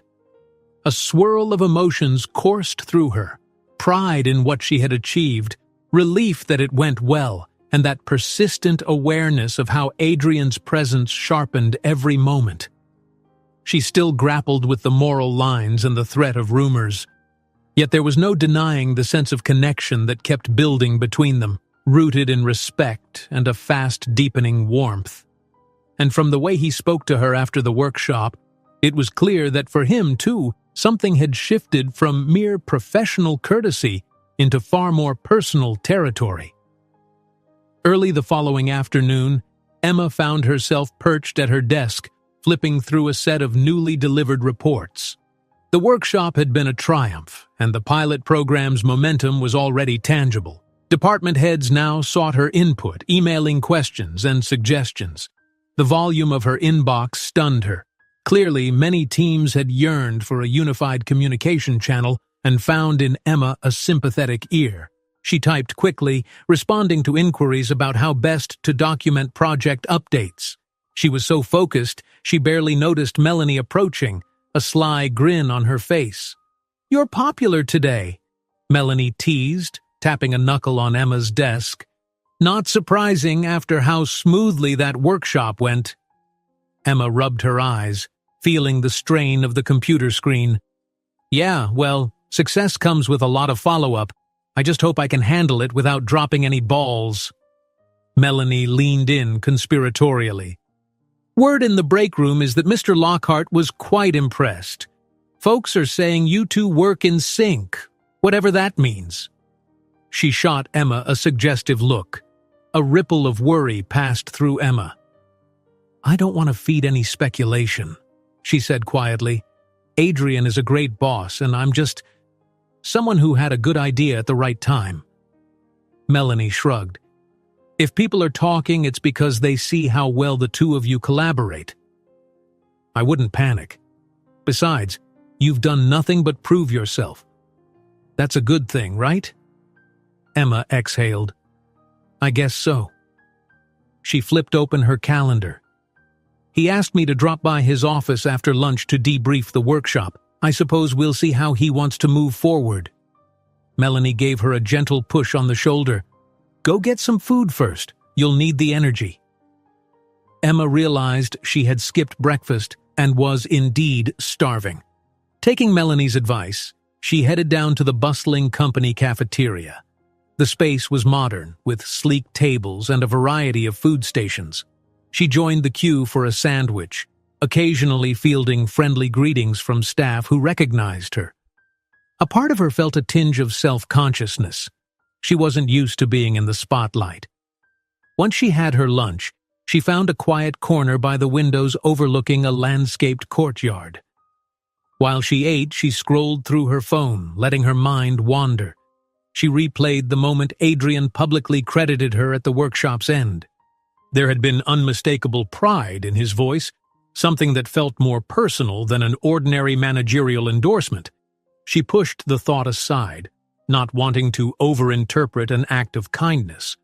Returning upstairs, she mentally prepared for the meeting with Adrian. She took a seat in the small waiting area outside his office. Ms. Santos, poised behind her polished desk, offered Emma a courteous smile. "He'll be right with you," she said, tapping a quick note into her computer. Moments later, the door opened. Adrian emerged, escorting a tall, sharp-suited woman carrying a glossy portfolio. The woman had a confident stride and greeted Ms. Santos with a friendly nod before catching sight of Emma and briefly acknowledging her with a half-smile. Emma assumed this must be an external consultant or perhaps a legal advisor. She looked like she belonged in top-tier negotiations. "Thank you for coming," Adrian told the woman in a neutral tone. "I'll review these documents and get back to you by next week." With that, the woman left. Adrian shifted his focus to Emma. "Sorry to keep you waiting. Please come in." Emma followed him into the office. The tall windows flooded the space with sunlight, illuminating the minimalist decor and making the city skyline shimmer in the background. Adrian closed the door, and she noticed the hush that enveloped them. It was just the two of them in a world high above the busy streets below. He gestured toward the same side table they'd used before. "Have a seat." Once settled, he unbuttoned his suit jacket and sat across from her, posture relaxed yet attentive. "I wanted to debrief yesterday's session and discuss the next phase. But first, how are you feeling after all that preparation and presenting?" Emma let out a light laugh. "Relieved, mostly. Grateful that people found it useful. Also a bit overwhelmed with all the follow-ups. I've gotten a lot of messages about the finer points of implementing the pilot." Adrian nodded. "That's normal. They see you as the go-to person now for clarifications, which is good, but it does mean your workload might spike." He regarded her carefully. "If it becomes too much, let me know. We can set boundaries or assign an assistant to help you manage the influx." She blinked in surprise. "An assistant? But I'm just—" He raised an eyebrow, smiling faintly. "You're the liaison lead at the moment. Titles can evolve. We can't have you buried under tasks that prevent you from seeing the bigger picture." He picked up a notepad. "As for the next phase, I've spoken to the department heads. They want to schedule monthly check-ins and see if we can unify some of our project management software. I told them we'd get back to them with a plan." Emma felt a surge of excitement. "I've been thinking about that. Integrating a shared platform could reduce confusion, but we need guidelines for how each department logs updates. Without them, it's chaos." Adrian leaned forward, eyes bright with interest. "Exactly. That's what I was hoping you'd say." He scribbled a note. "I propose we do a trial run with one software tool in a single department, measure results, and if it works, roll it out to others. You could coordinate that trial." She swallowed. "I can handle that, yes. It'll require me to meet with the software vendor, get departmental feedback, and lead the pilot." "Precisely." He finished her sentence, an amused spark in his gaze. "You have a knack for pilot programs, Ms. Brooks." Her lips curved in a soft smile. "I guess that's my niche now." The fleeting humor gave way to a charged quiet. Emma felt her pulse thrum at his casual use of Ms. Brooks, which carried a tinge of affection despite its formality. His expression turned thoughtful. "You've stepped into a major role very quickly. I don't want to overwhelm you, or for you to think this is all too sudden." Emma shook her head. "I'm grateful for the trust. Honestly, it's invigorating. I've learned so much already. I just hope I'm not overstepping by taking on tasks usually reserved for more senior personnel." "Overstepping?" he echoed. "Not at all. I picked you because you're good at this. The rest is just job titles." He paused, then spoke more quietly. "I also value your perspective in general. You bring clarity to a place that can get lost in corporate speak." She felt her cheeks warm. This was veering into more personal territory again.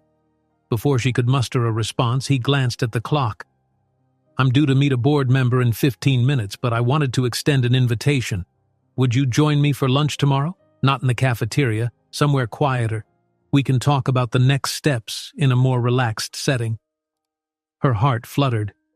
Lunch with the CEO? Outside the building? She hesitated, aware how it might look, but the gentle sincerity in his voice disarmed her doubts. "Are you sure? I don't want to intrude on your schedule." "It's no intrusion." He gave her a measured look. "I'd like to hear your thoughts in a setting where we're not rushing between meetings, if you're comfortable with it." She swallowed. Logic told her this might fuel rumors, but a stronger voice whispered that she wanted to accept. Professional collaboration aside, she wanted the chance to talk more openly with him. "All right," she said softly. "I'd like that." A faint smile lit his features. "Great. Let's say around 1 p.m. I'll have Ms. Santos book a car." She nodded, standing up. "Thank you. I'll finalize some ideas on the software integration beforehand." He walked her to the door. As her hand touched the doorknob, she paused. A swirl of conflicting thoughts filled her. Excitement at his invitation, worry about crossing invisible lines, anticipation of that quiet lunch. She glanced back at him. "I appreciate the opportunity. For everything." His voice matched her subdued tone. "Likewise." He opened the door for her, and she slipped into the hallway. Emma's thoughts whirled as she made her way back to her desk. Lunch outside the office was a different dynamic altogether, an unmistakable shift that could appear less like a routine meeting and more like something else. She inhaled slowly, trying to quell the uneasy thrill in her stomach. For the rest of the day, she worked diligently, scheduling vendor demos for the new software pilot and responding to yet more department queries. But in the back of her mind, the prospect of a private lunch with Adrian loomed, stirring both excitement and a flicker of anxiety about how closely they were treading the boundary between professionalism and personal connection. Tomorrow at 1 p.m. would reveal much, how they would navigate that line and whether stepping beyond it might be inevitable. Emma arrived at the office the next day with her heart thrumming a beat faster than usual. The morning's routine tasks, checking emails, updating scheduling requests, scanning new finance memos, felt almost surreal. Every so often she caught herself glancing at the clock on her screen, mentally counting down the hours until 1 p.m. She scolded herself for the anticipation, but it refused to fade.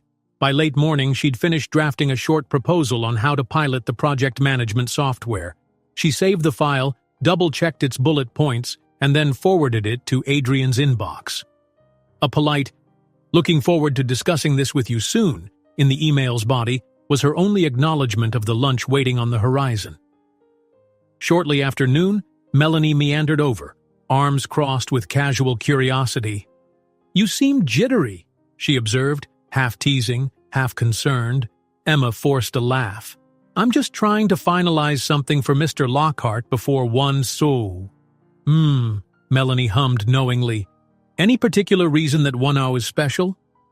Emma hesitated. Melanie was her friend, after all. "He asked me to join him for lunch," she said, keeping her tone neutral. "Strictly business, apparently. We have project details to discuss." Melanie's brows arched. "Outside the building, right? He never goes to the cafeteria for something like that." Emma nodded. "Yes. Ms. Santos mentioned that a company car would take us somewhere." She rubbed the back of her neck. "I'm doing my best not to overthink it." Melanie studied her a moment, then patted her arm. "As long as you're comfortable. If it starts feeling weird, you can always keep it strictly about the pilot program. I trust your instincts." Emma gave a small, grateful smile. "Thanks for not grilling me too hard." Melanie shrugged with a friendly grin. "I'll let you get back to it, but keep me posted." Alone again, Emma tried to steady her thoughts by focusing on small tasks. Yet her mind betrayed her, conjuring images of a quiet restaurant booth, of casual conversation that might stray from standard corporate lines. She reminded herself that lunch was an extension of the business trust Adrian had shown her. Nothing more. It was vital to remain calm. At exactly 12:50, Ms. Santos called her desk. "Emma, the car will be here in 10 minutes. Mr. Lockhart will meet you in the main lobby." Emma smoothed her blouse, her reflection in the screen reminding her to keep her posture straight and her expression poised. She grabbed a small folder containing printed notes on the software pilot, hoping that brandishing official documents might keep her grounded in the professional realm. She took the elevator down to the lobby. The glass doors revealed an overcast sky outside, with a faint breeze rustling the trees near the entrance. Adrian was already there, talking in low tones with a driver in a neat black uniform. Emma approached quietly, and the driver nodded politely before stepping away to open the car door. Adrian turned, giving Emma a brief smile. "Ready?" Her heart fluttered at his warm tone. "Yes," she replied. She clutched her folder, remembering all the potential improvements she'd listed for discussion. "I brought some notes to go over, if that's all right." "That's perfect," he said, ushering her toward the sleek black sedan. "I'd love to hear your thoughts."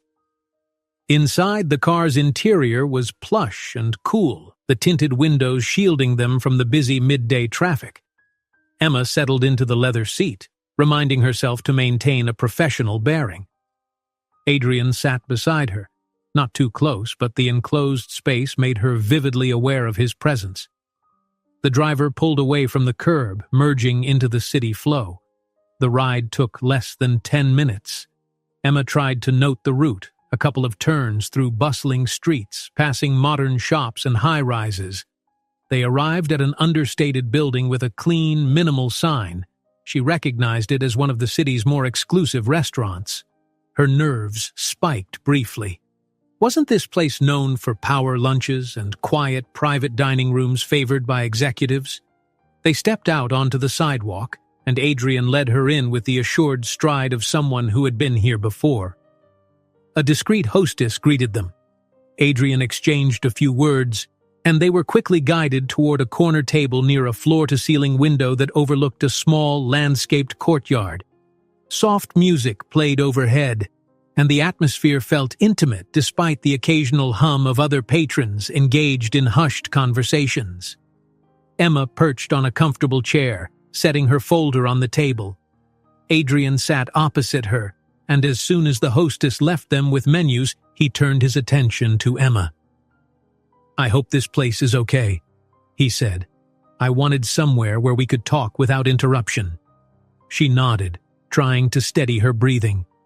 "It's lovely, thank you." Her gaze flicked to the menu. Pre-fixed lunches, locally sourced ingredients, definitely an upscale setting. She swallowed. "So, about the software pilot. I was thinking we start with the marketing department. They're used to agile processes and might adapt faster." A small smile curved Adrian's lips. "I appreciate your dedication to business, but we can breathe a moment before diving in." He glanced around.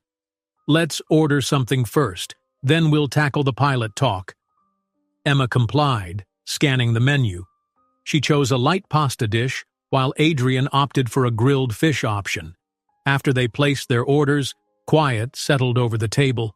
She felt the weight of his gaze, not uncomfortable but definitely more personal than their office interactions. He leaned forward slightly, fingers laced. "Emma, I know it might be unusual for a CEO to bring a staff member to lunch like this. I want you to know, my intent is simply to discuss our projects in a more relaxed environment." She appreciated the acknowledgement. "I understand. You've given me a lot of responsibility. It makes sense that we coordinate outside the hustle of the office." She paused, then added more quietly, "Thank you for trusting me with all of it. I'm still a bit amazed." His eyes warmed. "When I find someone with both talent and sincerity, I want to encourage them. Large corporations can overlook rising voices, and I don't want that to happen here." She felt her cheeks color faintly. "I won't let you down." Their food arrived, allowing Emma a momentary reprieve from the deep undercurrent in his voice. She twirled a forkful of pasta, focusing on the appealing aroma. Adrian tasted his dish and murmured approvingly about the chef's skill. For a few minutes, they spoke casually about small things, recent events in the city, a mention of a new art exhibit Adrian had heard about. Emma found herself relaxing, half surprised by how easy it was to talk with him about non-work topics. He offered glimpses of personal interests. He enjoyed modern art, sometimes visited local galleries during off hours. She admitted she was more a fan of quiet reading spots, though she loved a good museum visit now and then. Eventually, though, the conversation drifted back to the software pilot. Emma retrieved her folder, careful to keep any stray sauce from the pristine pages. She outlined her proposed rollout plan.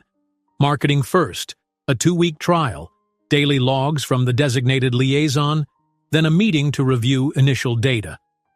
Adrian listened intently, occasionally cutting in with a question about risk management or how to train staff quickly. Emma answered, referencing her notes. Being in this calm, refined setting without the usual office buzz, she found she could think more clearly.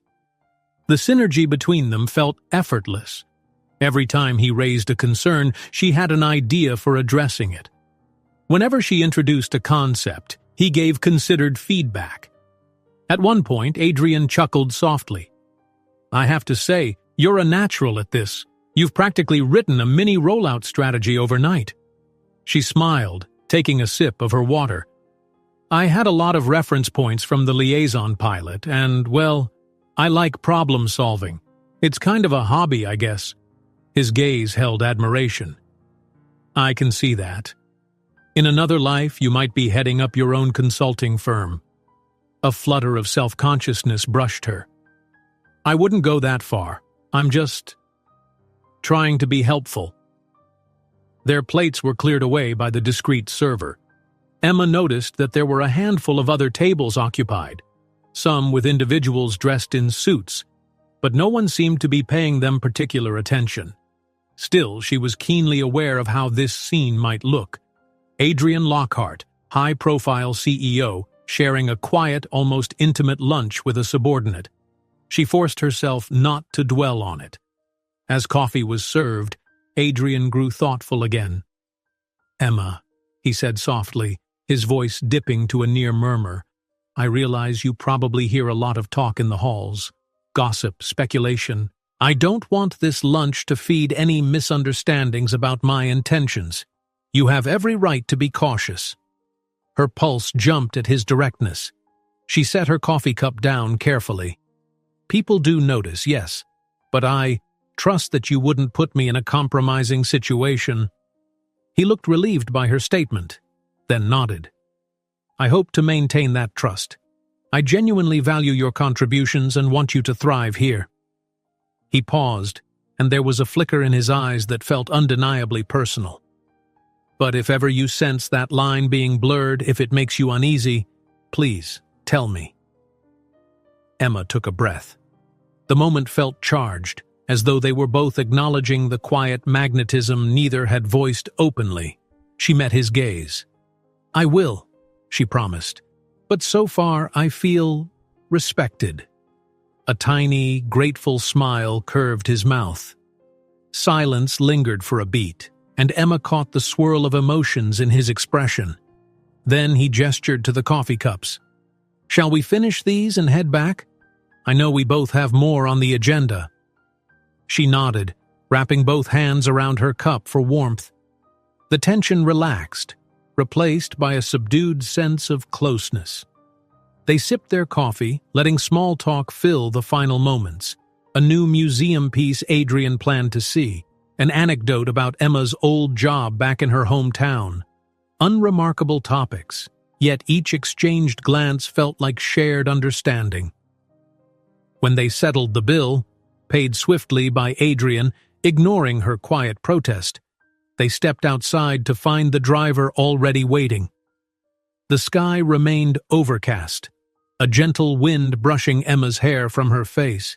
She followed Adrian back into the car, and as they drove toward the towering office building, she felt a mixture of relief, gratitude, and a deeper stirring that refused to be pinned down.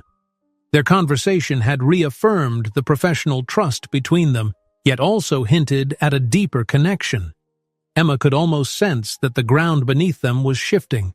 They had approached the edge of a boundary, acknowledging it from both sides without daring to cross it outright. For now, at least, they had an unspoken agreement: keep things honorable, keep things safe. But as the car pulled up to the lobby and Emma gathered her folder, she wondered how long that boundary would hold. The flicker in Adrian's eyes, warm, sincere, and searching, suggested they were dancing on the brink of something far more complicated than a streamlined software rollout. And part of her, to her own surprise, found it increasingly difficult to deny how much that intrigued her. By the next day, news of Emma and Adrian's successful lunch meeting had spread in the form of subtle chatter echoing through the halls. Nobody claimed they had direct proof of anything beyond work, but the mere fact that Mr. Lockhart had taken Emma off-site for a quiet meal was enough to stir speculation. A handful of colleagues congratulated Emma, praising her for landing FaceTime with the big boss. Some, however, dropped innocent but probing questions. So, how was that fancy restaurant? Did you talk about anything else besides the pilot program? Emma offered polite, guarded answers, revealing nothing that might fan the flames of rumors. Meanwhile, the real focus was turning more intensely on the next pilot, the new project management software. Within days of her returning from that lunch, Emma had arranged demos for the marketing department to see how the tool functioned. She orchestrated test logins, circulated sample tasks, and scheduled short Q&A sessions where staff could practice updating timelines and budgets. The energy around the potential new system buzzed with promise. Some employees felt a little intimidated by the sleek interface, but Emma made sure to be on call, walking them through the basics with calm, patient instruction. Adrian followed these developments closely, checking in every afternoon for status updates. Sometimes he'd simply swing by Emma's workstation, causing a ripple of attention from co-workers, and ask, "How's the rollout? Any snags?" She'd fill him in, they'd confer briefly, and he'd depart with a nod of thanks. Their conversations remained perfectly businesslike in public. Yet behind the efficiency, Emma sensed the same undercurrent of personal warmth. On a cloudy Thursday morning, the marketing manager, Vanessa, pinged Emma with a concern. "Some staff are mixing up final documents with draft versions. They're worried about overwriting data." Emma recognized the seriousness of that glitch. One incorrectly saved file could sow confusion about product details or marketing budgets. She told Vanessa she'd bring it straight to the software's vendor liaison. Armed with her notes, Emma headed to a small conference room on the 12th floor. She'd arranged for a live troubleshooting session with the vendor rep via video call. The large monitor flickered on, and the rep's face appeared, an affable man named Colin who specialized in corporate software integrations. Emma methodically explained the file version concerns. Colin demonstrated the system's built-in version control, clarifying how employees should label drafts. Emma took thorough notes, determined to draft a simple bullet-point guide for everyone. As the call ended and she tidied her notes, the door creaked open. Adrian stepped inside, politely tapping the frame. "Mind if I join? Ms. Santos said you were here." She motioned for him to enter. "Of course. I just finished with the vendor rep. We've got a plan to fix that versioning confusion." He sank into a seat at the small table, scanning her scribbled bullet points. "Efficient as always," he said with a slight grin. "Are you feeling comfortable with the pace of these improvements? It's a lot to handle on top of your day-to-day tasks." Emma nodded. "It's busy, but it's manageable. I'll write up an internal memo with step-by-step instructions so no one overwrites crucial files." Adrian leaned back, arms crossing casually. "Perfect. I'd like to ensure each department sees how quickly we're responding to issues. If you need more resources, an extra person to help with the training or documentation, just tell me." She appreciated the offer. I think I can still manage solo, but if it grows, I'll let you know. She paused, nibbling her lip. Sometimes I wonder if I'm taking on too much, but I actually enjoy it. Feels good to see real improvements. He studied her for a moment. That's the mark of someone who thrives in problem solving. I was the same at your age, he admitted, always wanting more tasks, more challenges, but be careful not to burn out. Emma smiled softly. I will, thank you. Another hush settled. She recognized that shift. The moment they acknowledged a closeness that transcended typical boss-employee chats. Here they were, alone in a quiet conference room, exchanging genuine concern and encouragement. Emma inhaled a steadying breath, stepping carefully away from the brink of personal territory. I should head back and finalize the memo. Maybe gather screenshots to illustrate the steps. Adrian stood, offering her a polite half-smile. Good idea. I'll check in with you later. He held the door for her, and they left together. All day, Emma threw herself into writing that user guide. By early evening, she hit send, distributing it company-wide. She stayed a bit later than most, ensuring that the email went out without formatting glitches and preparing for the influx of immediate questions. As expected, employees responded with queries. Which naming convention do we use? Where do we store final versions? Emma replied patiently, relieved that so far the new system seemed to be taking root. Eventually, she noticed the office had grown still. The overhead lights dimmed to their nighttime setting. Beyond her cubicle, only a few pockets of illumination marked the presence of maintenance staff. She shut down her computer, stretching stiff muscles. With a deep sigh, she packed her bag and made her way to the elevator lobby. On her way, she spotted light spilling from a smaller meeting room near the far end of the corridor. Someone else was burning the midnight oil. Curiosity tugged at her, but she didn't want to intrude. She carried on until she heard voices, one faintly recognizable as Adrian's, the other smooth and distinctly female. She slowed, footsteps hushed by the plush carpet. Through the glass partition, she glimpsed Adrian speaking with that elegant woman Emma had seen leaving his office a few days before, the tall, polished professional carrying a glossy portfolio. They seemed engrossed in conversation, documents spread across the table. Emma caught no more than a few words. The final settlement. Crucial to keep discreet, the woman said. Emma felt a twinge of guilt eavesdropping, but the mention of settlement piqued her curiosity. She didn't want to snoop, yet something about the tension in Adrian's posture made her linger. His face was serious, brow creased. The woman pointed to a line in a document, and Adrian nodded gravely. Suddenly, the woman raised her head, catching sight of Emma's reflection in the glass. Her expression flickered with mild surprise. Emma, startled, pretended she'd just been passing by. She mustered a polite nod and continued down the hall, heart racing. She wasn't sure if Adrian had noticed her or not, but she hurried to the elevator before she could be caught in an awkward moment. That night, as she commuted home, her mind spun. She recalled fragments, that woman's crisp, calm demeanor, talk of a settlement, and Adrian's somber expression. Could it be legal matters about the pending merger, or a lawsuit, or was it purely personal, a family issue? Emma replayed Adrian's mention of wanting discretion. She told herself it wasn't her business, but curiosity gnawed at her, mixing oddly with a faint prickle of jealousy. That notion embarrassed her. Adrian was allowed to have private matters, and his association with another woman, be it legal counsel or something else, was beyond her concern. Still, she couldn't shake the unsettled feeling.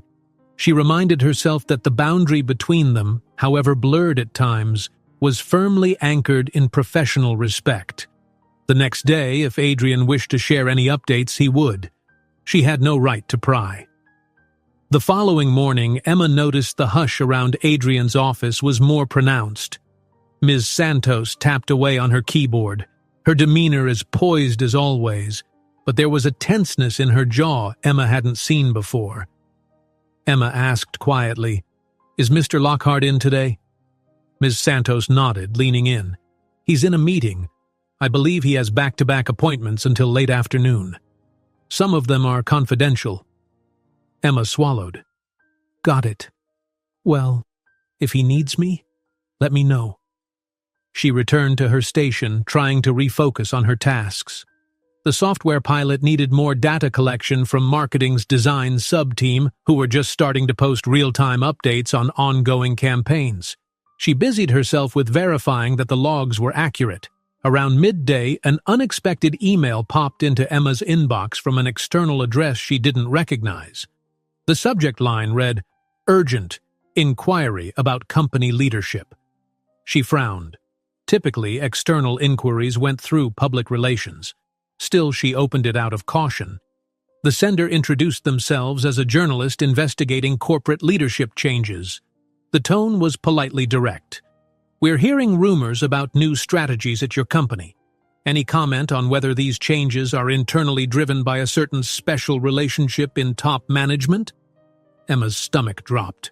The email didn't explicitly name her or Adrian, but the hint was too close for comfort. She reread the lines. "We have sources suggesting a rising staffer is influencing major decisions. Please confirm or deny." Her fingers went cold on the keyboard. This was precisely the rumor scenario she dreaded. Quickly, Emma closed the email, heart pounding.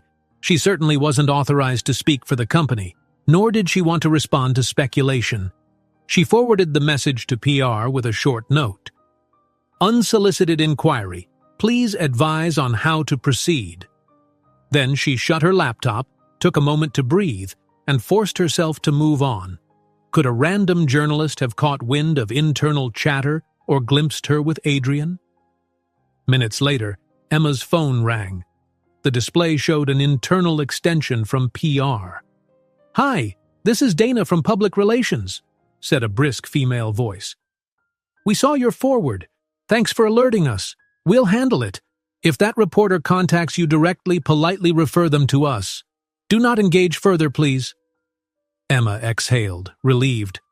"Of course. I'm sorry for any trouble." "No need to apologize. This stuff happens sometimes. We'll see if it escalates," Dana replied. "Just keep your head down. We might come to you if we need clarity." As the call ended, Emma felt a swirl of tension. The rumored synergy between her and Adrian had apparently spread beyond internal whispers. It was one thing to hear office gossip, but external media attention, especially about top leadership, was a different beast altogether. She decided she'd bring it to Adrian's attention if the right opportunity arose, though she didn't want to add to his burdens if he was wrestling with bigger issues. She tried to power through the rest of her tasks, ignoring the faint sense of dread that someone was spinning a narrative of favoritism or an inappropriate relationship. When Adrian's schedule finally freed up in the late afternoon, she found herself summoned to his office for a routine check-in. Summoning her composure, she grabbed her notes on the pilot program's progress and made her way up. He greeted her with a weary nod. There were noticeable shadows under his eyes, and the normally impeccable set of his shoulders looked tense.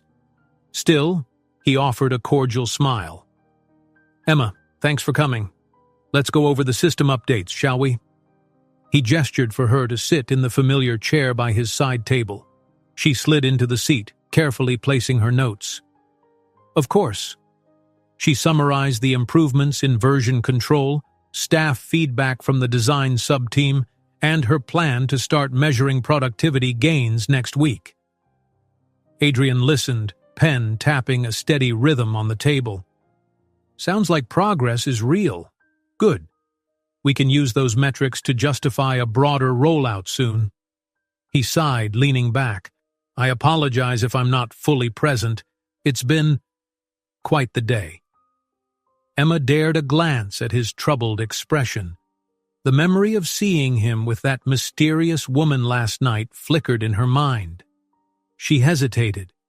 Should she mention the email from the journalist or the tension swirling around? Instead, she first voiced genuine concern. I hope everything's okay." A pause. He studied her face, seeming to weigh how much to reveal. "Just dealing with some external matters. A legal complication that needs careful handling." He didn't elaborate, but his gaze softened, as if he sensed her worry. "It's nothing for you to be concerned about. Keep your focus on the pilot." He offered a small, tired smile. "You're doing great work." Emma exhaled a quiet breath. "Thank you. And if there's anything I can do to help, just let me know." His eyes lingered on her, gratitude evident. "I will. But for now, it's something I need to handle on my own." He straightened. "Actually, Ms. Santos mentioned PR received a suspicious email, someone fishing for a story about internal changes. Did that come to you?" She nodded, relieved he brought it up first. "Yes, it arrived in my inbox around noon. I forwarded it to PR. They said they'd handle it and told me not to engage." Adrian frowned. "Good. If any journalist tries to corner you, refer them to the PR department. The last thing we need is half-truths fueling rumors." He rubbed the bridge of his nose. "I'm sorry this nonsense is landing on you, Emma. Rumors can be vicious when they revolve around the top floor." She forced a reassuring smile, feeling a pang of protective sympathy. "I'll be careful, and I won't let it distract me from the project." He nodded, looking both tense and appreciative. "Thank you. Truly. Let's wrap this up for now. I have a late appointment with the board in half an hour." She gathered her papers, rose from the chair. Their gazes locked for a moment longer than necessary. Emma saw the lines of worry on his brow and felt a tug of longing to offer comfort, but she kept her tone measured. "Take care, Adrian." "You too," he replied softly. "Don't stay too late." Stepping out, Emma's mind spun.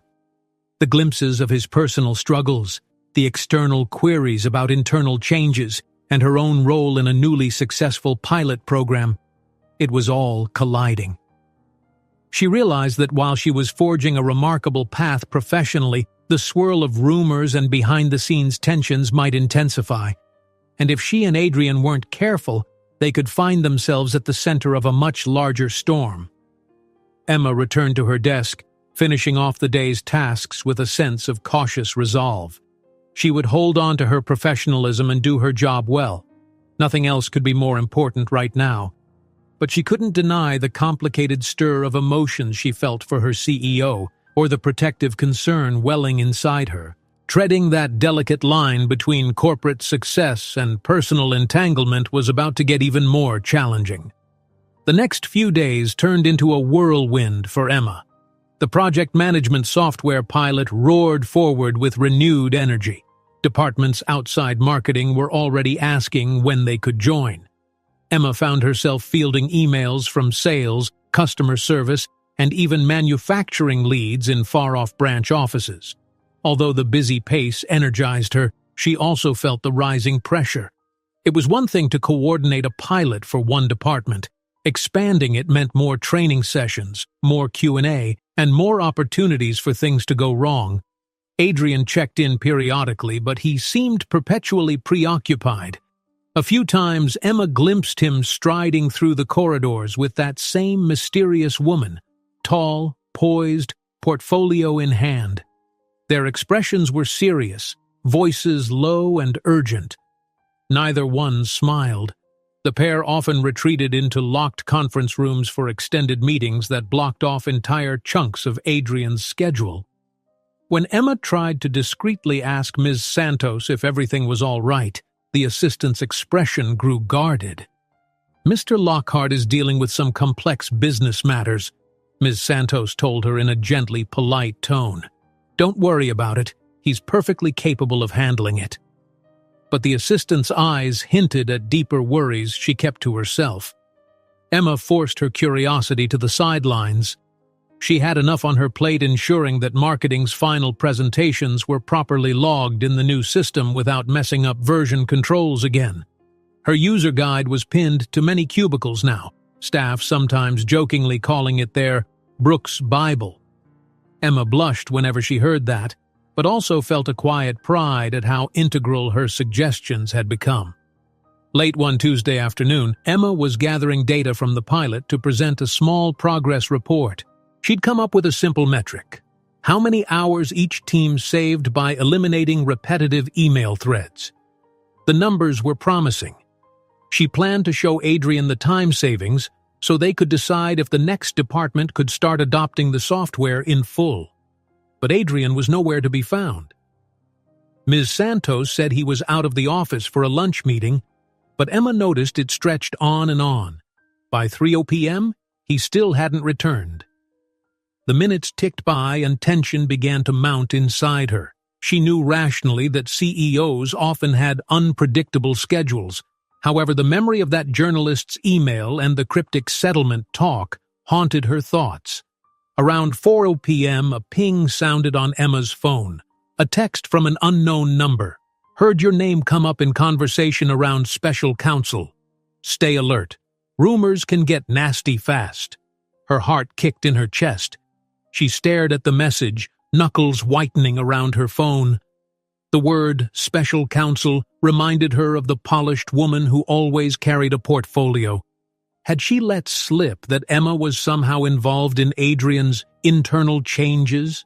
Or was someone else feeding this anonymous tipster? The message felt like a warning shot.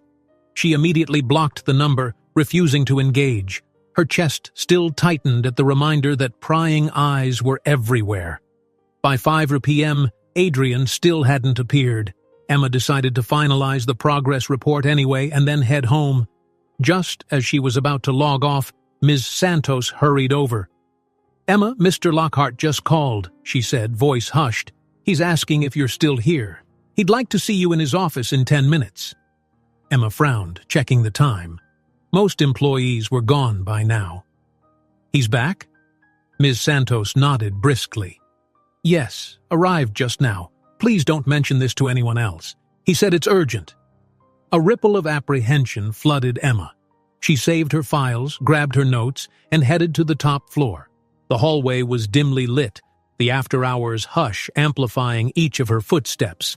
She paused at the office door, swallowing hard, then knocked softly. "Come in," Adrian's voice called.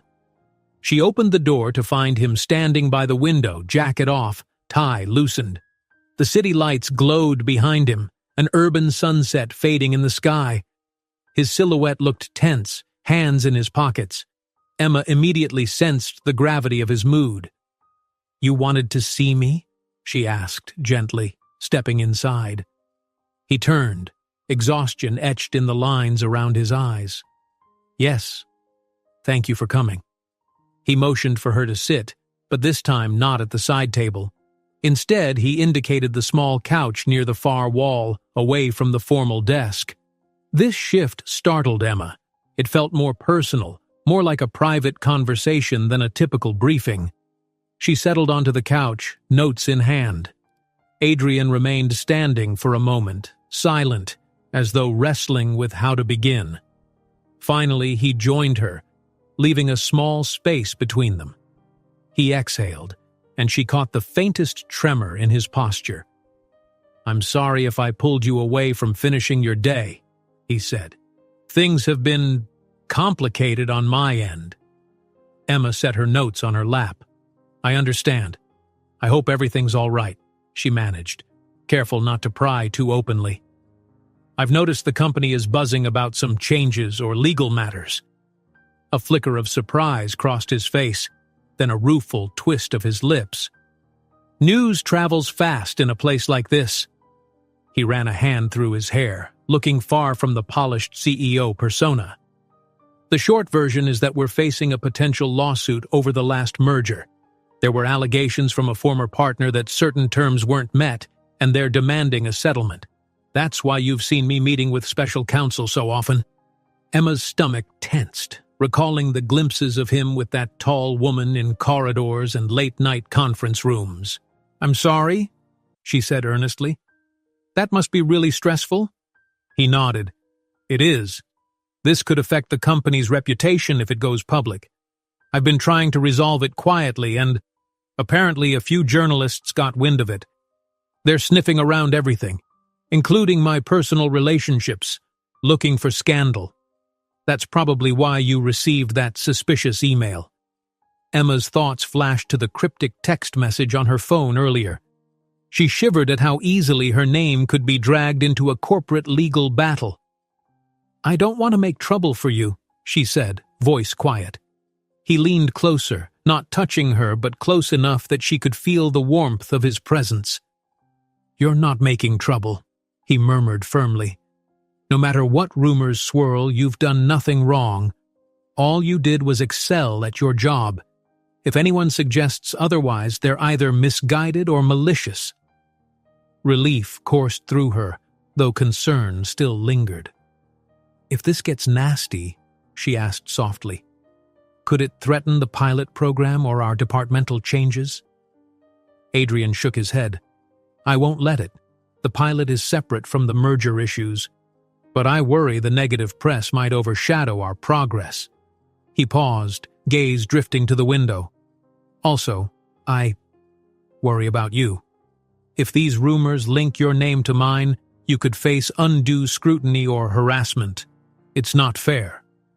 Her heart squeezed, seeing how genuinely he cared. She found her voice a bit shaky. "I can handle it. Honestly, your faith in my work has been everything. I'm not going to let anyone push me out or spin it into something it isn't." A ghost of a smile touched his lips. He looked at her with deep gratitude. "Thank you, Emma. That means more to me than you know." A hush stretched between them, charged with unspoken feelings. He seemed on the verge of saying something else but hesitated. Instead, he inhaled and shifted back into a more businesslike tone. "Anyway, I wanted to warn you that the next few weeks might bring more media inquiries or internal tension. Just keep your guard up. If anyone from outside corners you for a quote, contact PR." Emma nodded. "I will. And Adrian," she wet her lips, summoning courage, "if there's anything I can do, organizing documents, cross-referencing statements, please tell me. I'm good at sorting through data, even if it's not about departmental processes." His eyes softened. "I appreciate the offer. Let's hope it doesn't come to that. But if I need a second pair of eyes, I'll remember you said so." She rose. Taking that as a cue, the conversation was nearly over. He stood as well, walking her to the door. Before she left, he gently touched her elbow, a gesture of sincere connection. "Emma, thank you. For listening, for being here after hours, for everything." She looked up, meeting his gaze. Under the muted overhead light, she caught the tired vulnerability in his face. "I'm just glad you trust me," she whispered. "Let me know if you need anything more." He nodded, letting his hand drop. "I will. Have a safe trip home." She stepped into the hallway, the door closing quietly behind her. The office lights had dimmed further, and the hush felt heavier than usual. In the elevator ride down, Emma replayed his words. A possible lawsuit, media sniffing for scandal, the complex business matters overshadowing the normal flow of corporate success. And in the midst of it, they'd formed a bond that extended beyond spreadsheets and pilot programs, an understanding that if either faced pressure, they wouldn't be alone. Once on the street, she drew in the cool evening air. Her phone buzzed with a group chat notification, Melanie and a few co-workers discussing weekend plans. She stared at it, wondering if she had the emotional bandwidth to socialize. She felt drained. The reality that her rising star at the company might place her in the crosshairs of rumor and legal drama weighed on her. Yet she also felt an odd resoluteness. As long as Adrian needed her help, and as long as her contributions made a genuine difference, she wasn't about to back down. The synergy they'd built was undeniable. Even if it was overshadowed by outside noise, that synergy felt precious and worth defending. Walking to her bus stop, Emma gazed up at the tall outlines of skyscrapers. She told herself that no matter how intense things got, she would remain professional, keep delivering results, and not let idle gossip tarnish what she had achieved. She'd continue forging her path, and she sensed Adrian would be navigating his own challenges with equal determination. All the same, an undercurrent of longing ran beneath her convictions. How much longer could they tread the line between cautious support and something deeper, something far more perilous in a corporate environment? Neither of them had an answer yet. But with the ground shifting beneath them, Emma suspected that the question couldn't remain unanswered forever. The weekend arrived, offering Emma a brief respite from the hectic pace at the office. She spent Saturday morning doing something she rarely had time for anymore, indulging in a quiet stroll through the city's art district. A local craft fair filled the sidewalks with vibrant booths. She meandered past paintings, hand-woven textiles, and avant-garde sculptures made from reclaimed metal. The creative energy reminded her of who she was before the corporate whirlwind, someone who loved finding small pockets of inspiration in everyday life. Later, as she sipped iced tea on a bench, she thought about Adrian's mention of enjoying modern art. She pictured him here among the paintings, quietly analyzing patterns. It brought a wistful smile to her face. She chided herself for letting her mind drift into personal territory, but the memory of his tired eyes and the strain in his voice when he confessed his worries tugged at her heart. On Sunday, she resolved to finalize some notes for the upcoming expansion of the software pilot, ensuring Monday morning would start smoothly. She woke early, brewed coffee, and opened her laptop at her small kitchen table. A list of departmental heads scrolled by as she typed up a Phase 2 schedule. Occasionally her gaze flicked to her phone, half hoping for some message from Adrian, perhaps an update on the legal troubles or simply a casual check-in. But the device remained silent. By late afternoon, she forced herself to close the laptop. She needed balance. She called Melanie to meet for an early dinner at a cozy bistro not far from her apartment. Over rosemary bread and warm soup, Melanie gave Emma a sympathetic once-over. "You look exhausted, Em. Work's been that intense?" she asked. Emma shrugged. "It's not just the work. There's a bunch of external pressures on Mr. Lockhart, so I'm bracing for fallout if things go public. Some journalist sniffing around for a story, tying my name to his." Melanie's eyes widened. "That's bold. Reporters love drama. Are you worried?" "A bit." Emma fiddled with her spoon. "I'd hate for the pilot program to be overshadowed by some scandal, and I don't want to be misrepresented in the media as some starry-eyed staffer with personal motives. I'm proud of what we've accomplished." Melanie reached across the small table, giving Emma's hand a supportive squeeze. "You're genuine and hard-working. Don't let rumors rob you of that truth. Besides, Mr. Lockhart knows the real story. And so do you. That counts for something." Emma sighed, nodding. She felt a wave of gratitude for Melanie's grounded reassurance. "Thanks, I needed that." Monday morning dawned crisp and bright.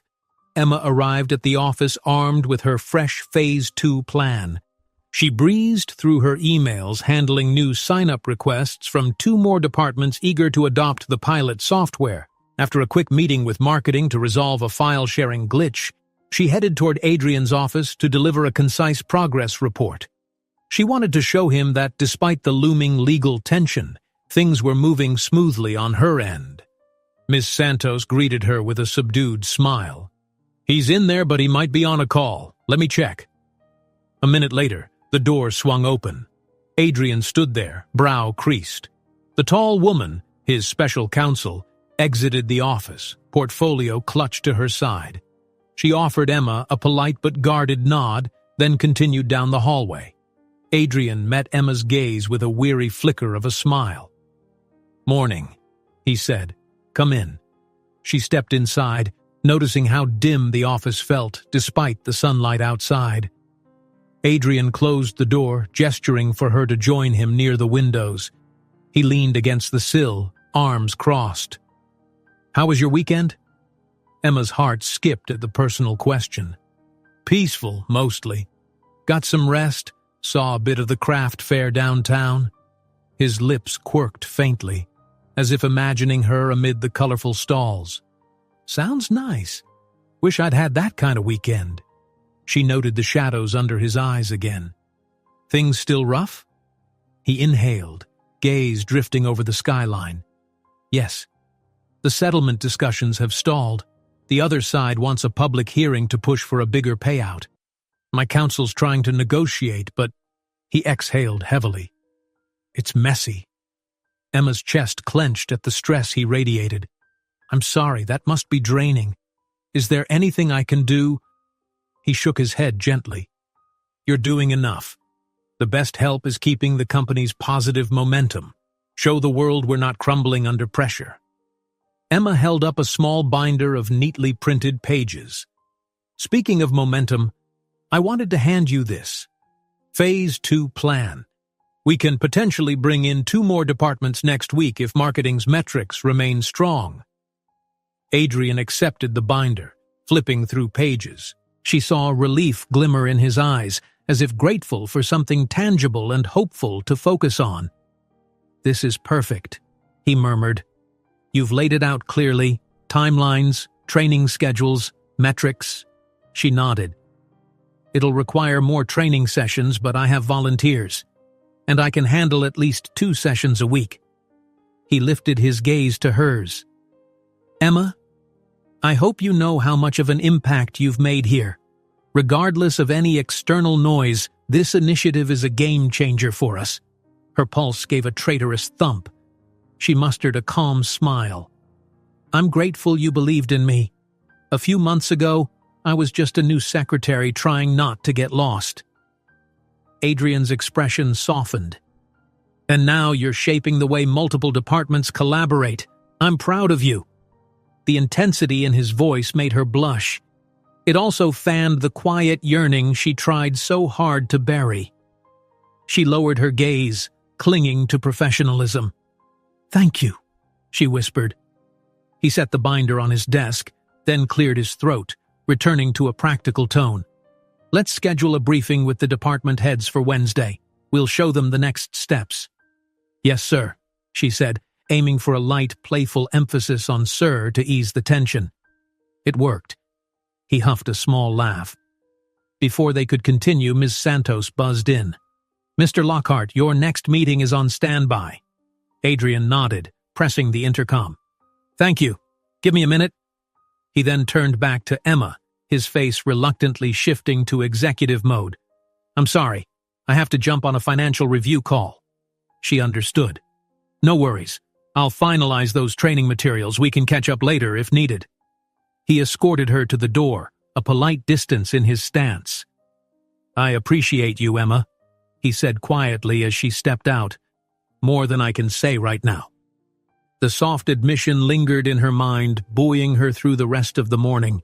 In the flurry of emails and departmental requests that followed, Emma felt oddly grounded.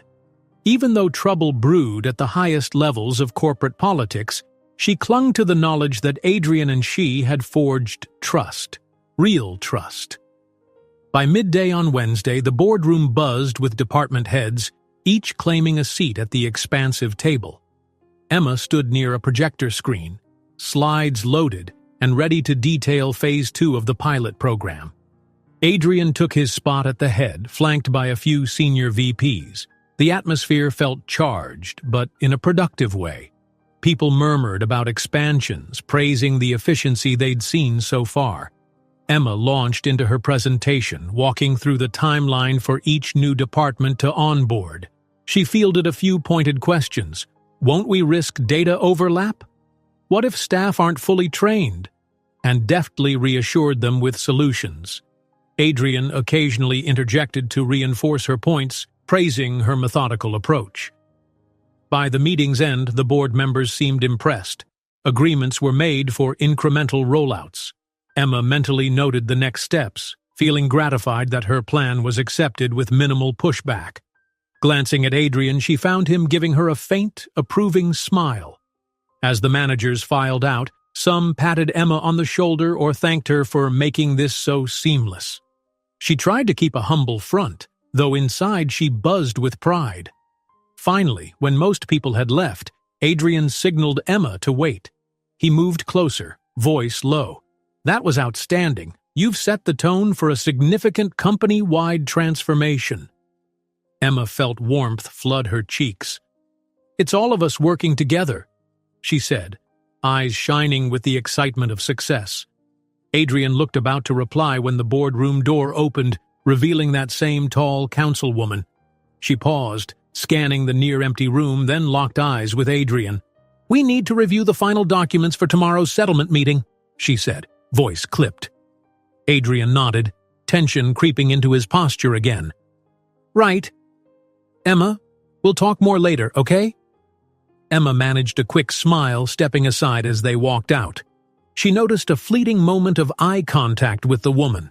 Her gaze was polite but inscrutable. Once they were gone, Emma exhaled, the triumphant moment marred by a reminder of the legal trouble closing in. Thursday came with a round of good news. The first official metrics showed the pilot saving hundreds of hours collectively in marketing tasks. Emma dashed into Adrian's office in the mid-morning, a glowing expression on her face. But Ms. Santos intercepted her before she could enter. Mr. Lockhart isn't here, she explained calmly, though concern flickered in her eyes. He left early for a meeting regarding the settlement. Said he'd be tied up all day. Emma's heart sank. Oh, I see. Could I text him the results? Sure, he might appreciate it, Ms. Santos replied, but I doubt he'll have time to respond. He seemed quite stressed. Emma nodded, stepping away with her file. A disquiet settled over her. She didn't want to intrude on Adrian's legal affairs, yet she worried for him. Through the day, she checked her phone, hoping for some sign of how the meeting went. None came. Finally, at nearly 7 p.m., when most staff had gone home, Emma's phone buzzed. She scrambled to unlock it, seeing it was a text from Adrian. Meeting took longer than expected.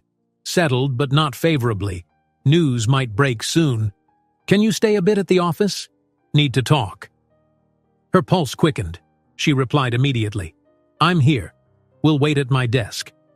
In minutes, he arrived, stepping off the elevator looking drained. His tie hung loose, and the faint bruise-colored shadows under his eyes spoke volumes. Emma stood, heart twisting in concern. Come on, Adrian said softly.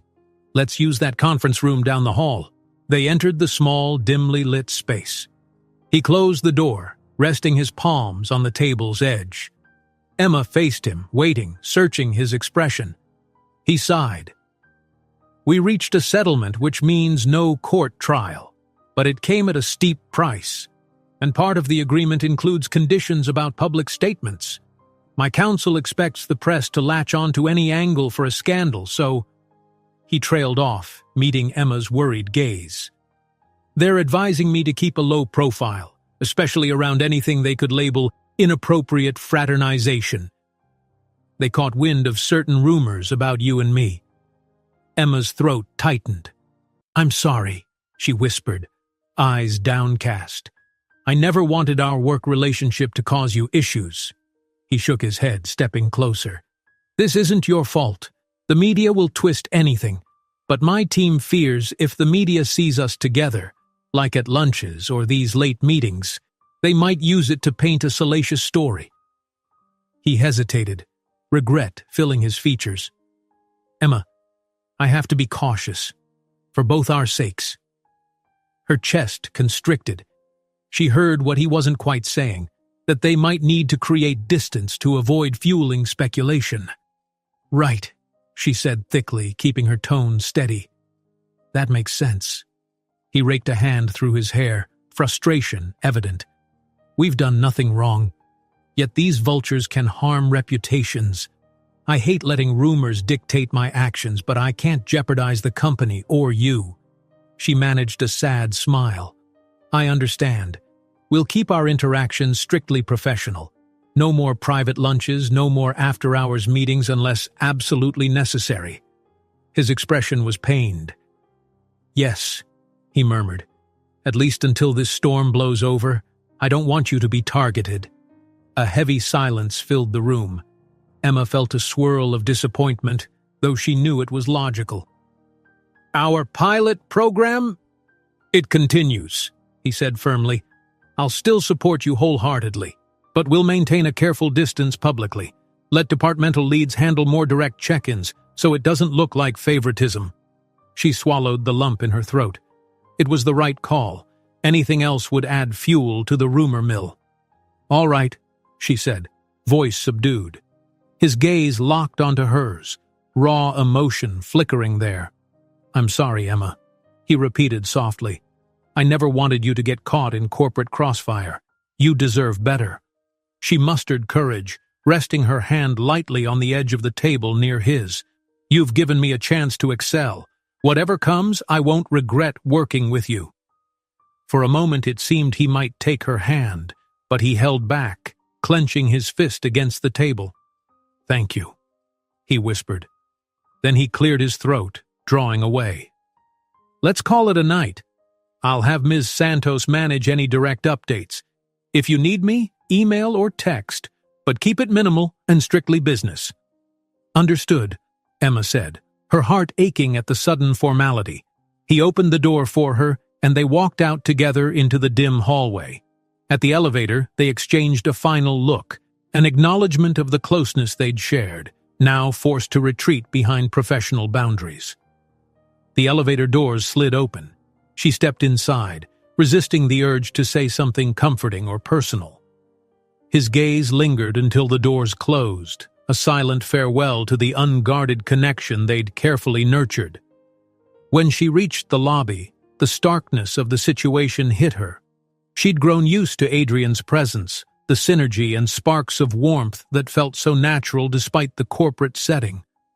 Now they had to muzzle that closeness for the sake of optics. She reminded herself that the pilot program she led was a triumph, that she would keep improving processes and forging her career path. Yet the sadness in her chest refused to be ignored. Stepping out into the cool night air, Emma drew a trembling breath. Maybe this was temporary. Maybe once the settlement chaos faded, they'd go back to something gentler. But she couldn't shake the gut feeling that the damage was already done. Even if they emerged from this storm intact, they might forever carry the memory of how rumors, legal pressures, and corporate politics forced them to deny a connection they both felt growing every day. She began walking toward the bus stop, hugging her coat closer. In the neon-lit city street, she reminded herself of her accomplishments, of the respect she'd earned from managers and colleagues. She told herself that her career was on a strong track. But as she boarded the bus and took a solitary seat by the window, her thoughts circled back to Adrian, the man who believed in her, who saw beyond her title and recognized her talents, and who, in another reality free of corporate entanglements, might have played a far different role in her life. For now, they would be CEO and staffer, strictly business. Yet in Emma's heart, a persistent ache told her this wasn't the end of their story, only a chapter where they stepped back to protect everything else they'd fought so hard to achieve. And though she tried to keep her hopes buried, a small, bright spark of longing remained, quietly waiting for the day it could safely catch fire. If you enjoyed this story, don't miss the next one. Just click on the screen.